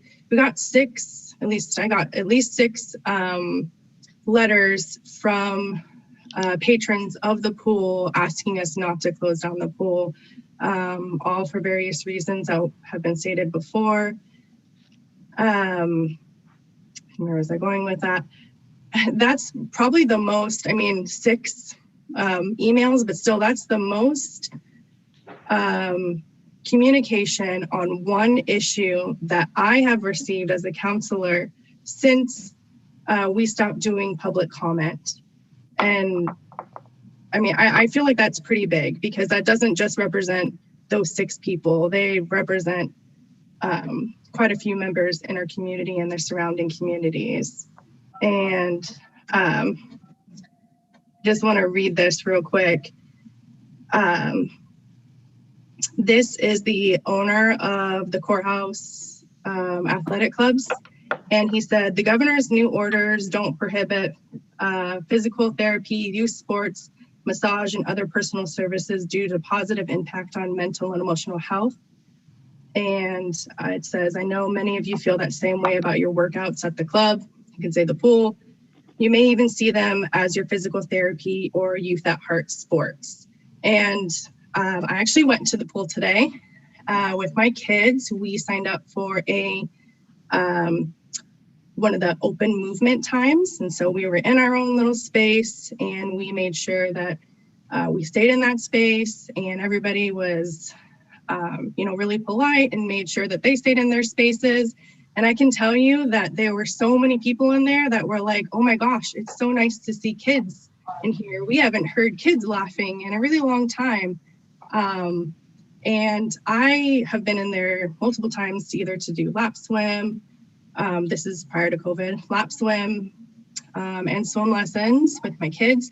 And I can tell you the air quality today was actually better than lots of the times that I have been in there before. It wasn't as muggy, it wasn't as humid. And I mean, I haven't been in there since we started our COVID protocols, but the fact that we are like sticking to those, it's just really a little frustrating that we are shutting it down for multiple reasons. We can look at a sheet of paper and say, these are the amount of people that are using these services. But I can tell you that looking around that pool, and if we say that we care about people and then we care about people, we care about their health and their well-being, and these people are active. There were lots of senior citizens in the pool and using these services. What are they going to do when we shut down the pool? What is their quality of life going to be? And how do we say we care about them when we're shutting down this service? And so I would frankly like to see it stay open regardless. I know you said that the heating in the HVAC system isn't working, but the system is still, the fan is still working, which still which still like meets the guidelines, the COVID guidelines. And on that point, I would like to hear about when we're going to hear back from the Oregon Trust about the HVAC system. But I frankly would like to see it stay open. Okay, good. All right. Let me throw a question at Susanna. That thing, do I have the numbers right? That thing is costing us, doing nothing, it's costing us $13,000 a month, right? Yeah, around that 13 to 14, yeah. Okay. And the amount of income we're getting off it is what? 3 to 4? We have $6,000 come in 4 months. In 4 months. So when I presented a couple weeks ago on the quarterly update, we were 87,000 in the negative. Okay. Mr. Mayor, I do have a question about that, or yeah, a question and a statement. So at our last, I looked at when we were bringing the pool back online, we were talking about how much it was going to cost, and it was estimated. Hold on, let me pull that up. It was estimated that the cost with the cost of personnel and the cost of operations were going to be about $15,000, and estimated revenue, obviously we didn't know what was going to come back, was going to be about $2,700. And then in our last meeting, in our notes, it says that the cost of operations is currently $31,000 with approximately $2,000 in revenue. And so my two-part question is, how was there a significant jump in the cost of operations doubled when we had the pool closed for 2 weeks to resurface it? We were closed because of the fires as well. And we haven't really had any months where we had the pool open the entire time since we opened in July. It's your change in staffing, because when the pool is closed, we still have a staff member going in there and checking the pool and seeing that things are being done. If Billy's on vacation, I have an employee coming in there. And then when we're open, we have all the staff back in there. So it's really the change in the staffing each time that's changed the cost. And then we have also cranked up the heat to offset to keep the building warmer, which again, of course, increases the cost of the temperature. So those kind of things. And depending on usage for chemicals and the chlorine and that kind of stuff as well. So, I mean, it's all those factors, right? And that's why once it's shut down, we'll take it to the lowest possible, work with Oregon Trust to see how we can get the energy lower and look at how we can change staffing. What positions do we really need coming back, and what we would do to rates coming back to see what we can do to not have such a huge gap. Susanna, a follow-up question. So I I still don't understand. So we had the personnel cost, the estimated personnel cost. We had that before we even opened. So how did that double? Because we're not bringing back the same amount of staff. We were, we're not even offering our whole selection of that. It's going to go to my next question, but we're not even having the pools open close to at 2. So you're not having the same amount of staff in there. We still have a good percentage of staff in there because of the requirements for lifeguarding per number of people. We have to have the COVID person in there.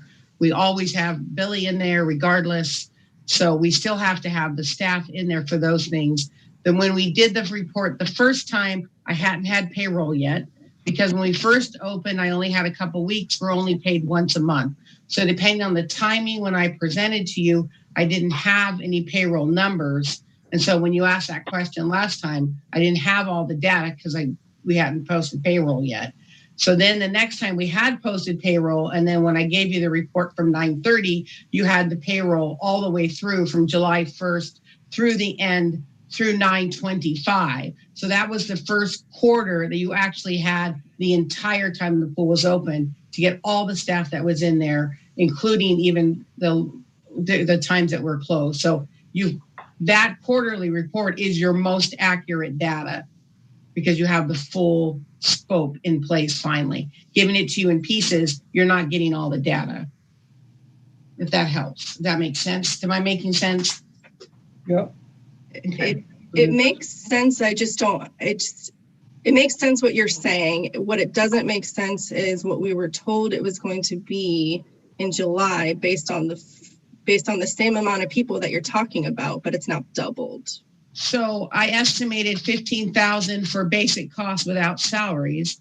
That really hasn't changed. I added the salaries in. So it hasn't really changed that much. And when you're estimating, and the one thing about part-time employees, you're based on hours. So it's not like our salaried employees where you can just go, okay, this is what it is because they get paid this flat amount every time. If that makes a difference. I guess I do okay, want we're gonna have to maybe talk about this afterwards or something because you have personnel costs in here. And so I'm still not understanding how you said when we open up the pool, it's gonna cost us this much money in personnel cost. But now but it's significantly different. So I guess that's where I'm not understanding. And we had the pool closed for 4 weeks of those 4 months. So you have minimal personnel in there. You're not even having, your full staff in there. But how about is there a way and Keith, jump in here when you're ready, but is there a way we can schedule some kind of roundtable, something to dig around in this and maybe all try to understand this numbers game that pool plays with us? Keith? Well, I think a couple things too. We keep talking about the pool, but there are cuts happening in the library too. There's impacts. And when you say you want the pool open, okay, we can have that discussion, but I think I need to be crystal clear. There's going to have to be cuts elsewhere then, right? That's the big challenge of where else do you want to cut in terms of general fund dollars? And that's really, I think, where we're at with the pool. Is what we're trying to do here is to save the resources we have in terms of trying to keep the library into a good position, but the library is going to receive cuts as well. We've had those conversations. I don't want to get too in depth with that, but there isn't a simple answer. If you keep the library open, or you keep the pool open, right now, with what we're paying to keep the pool open, subsidize the pool in terms of times of COVID, and staffing costs, then there needs to be a clear understanding that's going to impact other general fund services every month. And so please understand there's trade-offs there that are going to be pretty significant. And that's what we're trying to avoid. We're also trying to put ourselves in a position with the library, but there's going to be cuts in the library. There's not going to be a closure of the library, but we're going to have to reduce services and other things to try to do that. Susanna, do you want to jump in and add anything to what I said there? Actually, you covered it because we will be trimming other things at the same time. And with that large of a deficit, regardless of what each quarter looked like, what I presented to you for the first quarter was $11,000 a month in payroll and $17,000 in pool expenses, which brings us there. Now, if we continue that kind of a deficit, we will hurt the general fund. And the general fund is a lot of other services as well. And we just, at this point, need to save in order to rebuild. Okay, all right, thank you. Mr. Mayor, Yeah, I had another question. Back when we were talking about opening up the pool and whatnot, we had talked about swim lessons and on the presentation, there was a system that we could obviously do them a safe way. And one of the ways was having parents in the pool with their children and then having like an instructor on land. So obviously keeping the distance, and then you're working with your own child. And when we were talking about that, and I brought that up as a concern that we weren't doing those anymore, Billy had reached out to me and said, I'm working on a plan. That's the direction that we're going. So I was happy to hear that. But we haven't had the opportunity to have swim lessons or even have the swim team in the pool anymore. I'm not really sure why the swim team isn't in the pool. I have a friend whose daughter is currently in swim team in McMinnville, but I'm not really sure why we don't have those things going.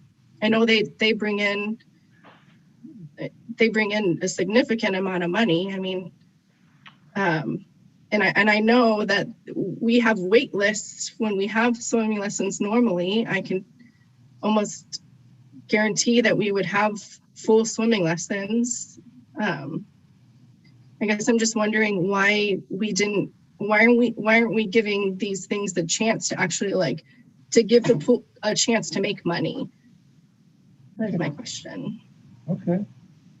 Their response, Keith or Susanna, were those team activities and swim lessons I guess I would say I wouldn't classify the swim team as a cash cow or money maker. I think one of the things that we really looked at when we started looking at the cost of this is the costs that go into that and the costs that we were receiving in terms of revenue with the COVID restrictions. That was going to exacerbate those problems even more in terms of limitations on the number of people that can be in there for swim teams or swim lessons and the number of people we had to be in there in terms of the cost. So what we were trying to focus on was the classes that brought in the most revenue and trying to return those. That was really the issue with the swim team. It's the same type thing. There's a limitation on the number of people you can have per lane, and the number of people you can have in there, and then the cost for doing that. And that was really the big struggle. And as we really started diving into the cost of the pool, what the swim team that was paying in terms of monthly and what we were actually costing us to maintain that was a significant deficit. Susanna, I know you looked in that. Anything you want to add to that? Yeah, it's that is correct. And we also the restrictions. I guess I think you got it, Keith.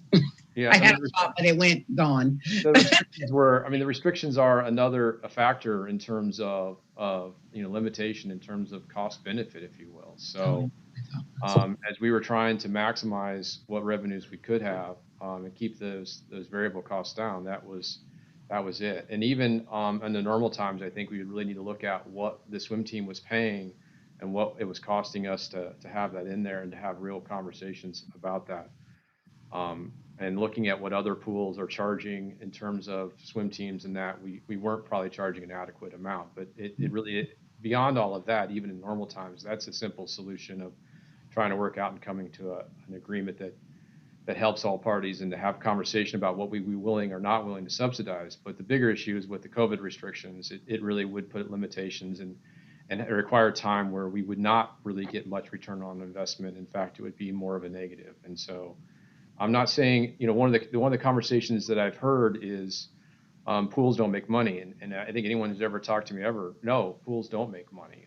The last city I was in, the pool made 80 cents on the dollar, and that was considered fantastic. But the reality is right now we've been making less than 10 cents on the dollar during the COVID time. And that's where, supplementing the cost of all of this and factor in some of the other issues, that's become sort of the push on this. And I get it's a community asset. We've talked about this as well, that people in the canyon, with FEMA and everything else, look at Stayton as their home, even if there aren't Stayton residents. But the reality is, I would like for some of the energy that we're spending now to be spent on figuring out how to pass the levy. And that's the real, we're not really having this conversation if the levy passes, right? We're having a very different conversation. Okay. But passing the levy is going to be the key. And I don't know what happens if we continue to subsidize this and cut other services and we don't pass the levy in the spring. Then what is going to be the big question. So chance for future discussions here. There's most of this council is pretty quiet on this, and that's fine. I wanted to encourage free discussion on these things, but we can't get anywhere tonight with this. It's almost 9:30. You folks had enough? Mr. Mayor, I just had one more thing that I wanted to say, that even people that I know that support the library, that take their kids to the library, that love the library, people that came to this community because of the pool, because of the parks, they did not vote yes on the first levy. Several people that I know, several people that have kids, several people that I know use these resources were really upset because they can't access these resources. And I can tell you now, it's going to be even harder for us to pass a levy for a pool that no one can use, and for a library that we have wonderful resources. And I want to shout out to the librarians who helped me get some online resources, and I really appreciate that. But there's things that people can't access. For a while, we couldn't access the parks even, and not for necessarily our fault, but I'm just saying that it's going to be increasingly harder to make that sell for these resources that people can't access. And so that's the last thing that I'll say. I think that, as you're talking to the community, the important thing to remember is COVID is a temporary situation. And when they're voting for their levy, they're voting for their future. And they're voting for what's going forward. And that's going to be an important message. One, it'll be a positive message because most of our community, and not just in our town, but the entire world, is stressed and exhausted with COVID. And it is hard on everyone's family, especially during holiday season and what goes on emotionally. So when we talk positive and we focus on that we're voting for the future, for after COVID is over, and what we want to see happen in our communities going forward, that's the best way that you can message this in a positive direction to encourage them to vote for the levy.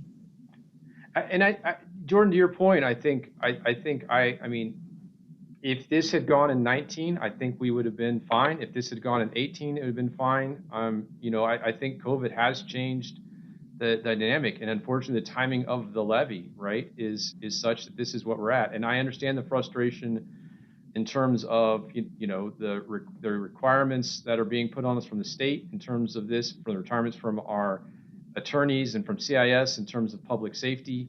I understand all of that, right? I mean, and again, the pool would probably have to be shutting down no matter what, as part of the governor's order starting, Wednesday. The unfortunate timing of this, I think, has definitely made the levy challenging to pass. And I agree with Susanna. It's going to be about messaging about now, but the levy is a 5-year program, right? And so how do we get that out so people understand and support it in this? But there's a lot of frustration, and I agree. It's a difficult time to try to pass a levy for a lot of uncertainty people have. Well, one aspect of this, Keith, and I think we'd all agree that these wonderful Zoom meetings could be a lot more fun than they are. But we've suffered through it, and we will continue to. And how about let's quit for tonight? Mr. Mayor, this is Councilor Patty. I just wanted to go ahead and say I'd be very interested in a roundtable similar to what you discussed before, and I'd like to also include the library in that discussion and how that interacts with the decisions we make on the pool and the closure going forward. So if that's something that we could go ahead and do, or if there's other counselors who have buy-in on that. Agreed. This is Councilor Mullen. I think that there's a lot of, as Keith had pointed out, there's a lot of brainstorming and thinking outside the box that can be done here. Yeah. And so I'd like the opportunity to do that, to really talk about the realm of possibilities, and that there's no such thing as a bad idea, and getting that out on the table. Okay, thank you. Yeah, I'm with you guys. I think the other thing I'm curious about, and I'm on the same page with everybody, I feel like we got to do whatever we can to keep this thing going, when we're able. I'm really curious about the costs for the repair on the HVAC system. $500,000 just seems like a enormous amount to me. And I'm curious, what went into that process? Who did we get bids from? How do we maybe look at getting new ones and reducing that cost, not just from a grant standpoint, but just from an initial, work standpoint from whoever's going to do that work. Yes. So I think I can answer. I mean, there wasn't bids. What we did is we had multiple companies come in and do estimates on what it would take, to replace and fix the HVAC system as it was. We had two companies come in. Like I said, this has been several years ago. One estimate was $375,000. One was $425,000. So $500,000 number is coming from the time, since we've gotten those estimates, and then also just putting in contingency factor. I mean, Lance talked about with the Roundabout, we had 325, the bid came in at 427. We can see what some of those other things can do. And then the second component is not just the HVAC system, it's the airflow systems that need to happen. Now, we'll see, Oregon Trust is going through and doing the same thing. We'll see what they come back in and what their suggestions are as well. I'll say this, what happened, in the last time that they did this is they tried a different system. They daisy chained home HVAC systems together to try to do this. And we're seeing the life cycle of those, being about 10 years as this failure has happened. So, there was an attempt last time, I think, to come up with a creative solution. I don't think it was necessarily successful. I really can't speak to it. I wasn't here when that decision was made, but it seems like, there was something that they tried, and this is what we've been told from two HVAC companies would be the cost. So could it be different? Of course. Could it be more? Yes. But the reality is the size of the pool. But there has been no bids. Once we get a need to do a bid, we can take it out and see and go through our formal bidding process. But when we're doing our 5-year capital projects, what we look at is the life cycles of these items, the roofs, the HVACs, other materials, and we have people come in and just give us an estimate. What do you think, and what do you think the time frame is? So that's the two things that we're looking at for those 5. I'd like to get to 10-year. I'd like to get to 20-year, just so we can start having these things out and really thinking about them. But that's where that come from. There, we didn't do bids because there's no budget. There's no formal attempt to award. What we do is we ask these folks to come in and just give us an estimate based off what they're seeing. So that's what you're seeing on that. And we'll see what Oregon Trust says. All right, thank you, Keith. We're starting to go around and around with this stuff. Let's leave it for tonight. I have one more thing, Mr. Mayor. You're gonna get the last word? Always.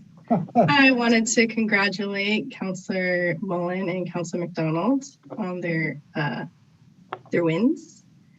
And I would just like to, my last word is that I care about this community, and if it takes us till 9:30 to discuss things and hash stuff out so that we can make sure that we're doing the best job for our community, then that's what I'm gonna do.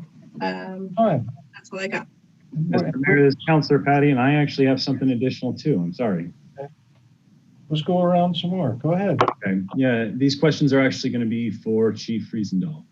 Is he around? Yeah, he should be here, and I'll let him hop on. Thank you. So recently, I'll just frame this here. recently, Governor Brown passed some executive orders, regarding size restrictions in home. It was all pretty straightforward from the last lockdown, and some changes, of course. My questions regarding this are what our local police force's role is in enforcing these actions. So I'll have 3 questions, pretty straightforward for the chief. And feel free to jump in if other counselors have some questions about this topic. So my first question would be, based on the press release that I saw from the Oregonian, there was some mention of coordination with Oregon State Police to enforce. Hey, how you doing? Hey. Can you hear me? Yeah, you're good to go the whole time. Okay, so my questions, I have 3.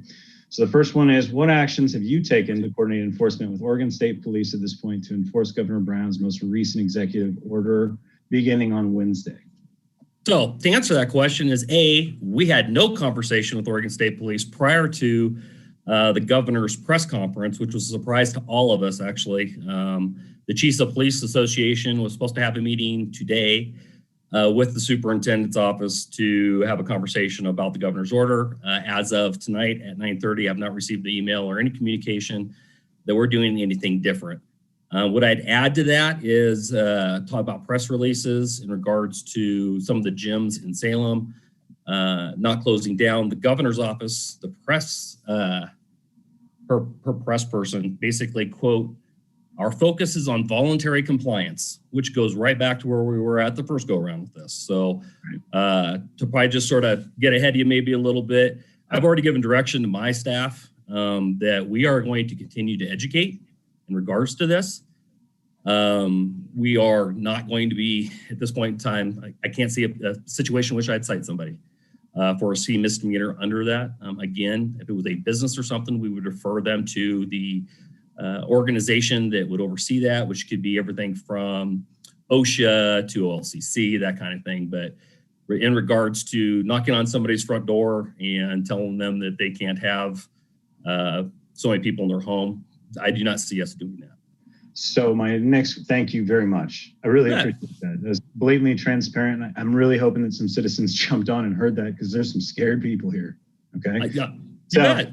So what enforcement actions at this point have you taken at all thus far? But we haven't, and we won't. I mean, there's a certain part of the law people need to understand too, is there shall under the law, and there's only very few points that our state requires a shall. This isn't one of them. This is discretion. This goes back to an officer giving you a citation on the side of the road for a traffic citation, or at the same time, it's discretion when we're doing an investigation and we don't realize that or don't believe there's enough to prove a case beyond a reasonable doubt. So there's discretion for an officer to make that decision on scene. This type of thing at this point in time is a discretionary matter. As I'll say it one more time so we get it out there. I've already directed my staff that at this point in time, we will continue to educate, not cite, not arrest, nothing such as that. Again, educate. I want people to understand whether you believe it is, you don't. Be thoughtful of your neighbors. Think about your actions, what they can do. Maybe not that day, but what they could do down the road. Mm-hmm. Just because you're together with family, you're doing those really neat things, which we all need emotionally to be resilient with all of this. And people need to understand. And I'm going to sidetrack real quick on the resiliency part. Our community's been phenomenal about being resilient about this. It's frustrating, it's hard, it's emotional. Every single ounce of this. We have dealt with COVID, we've dealt with a fire, historic things. You know what? Everybody keeps coming to the table and keeps wanting to talk, and everybody wants to keep working through it. So resiliency, it's a good thing.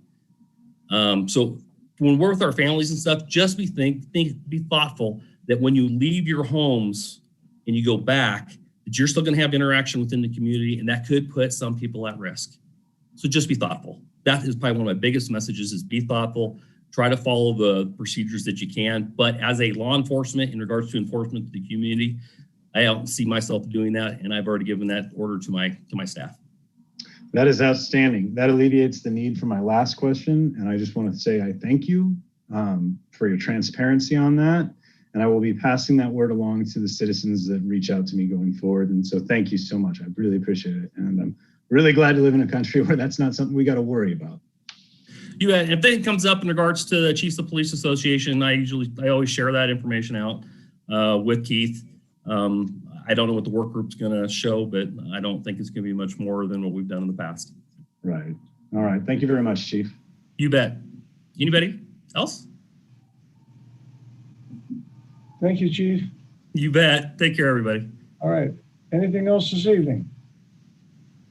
I guess one other thing. Have a good Thanksgiving. Indeed. You also, You bet. and all of you folks too.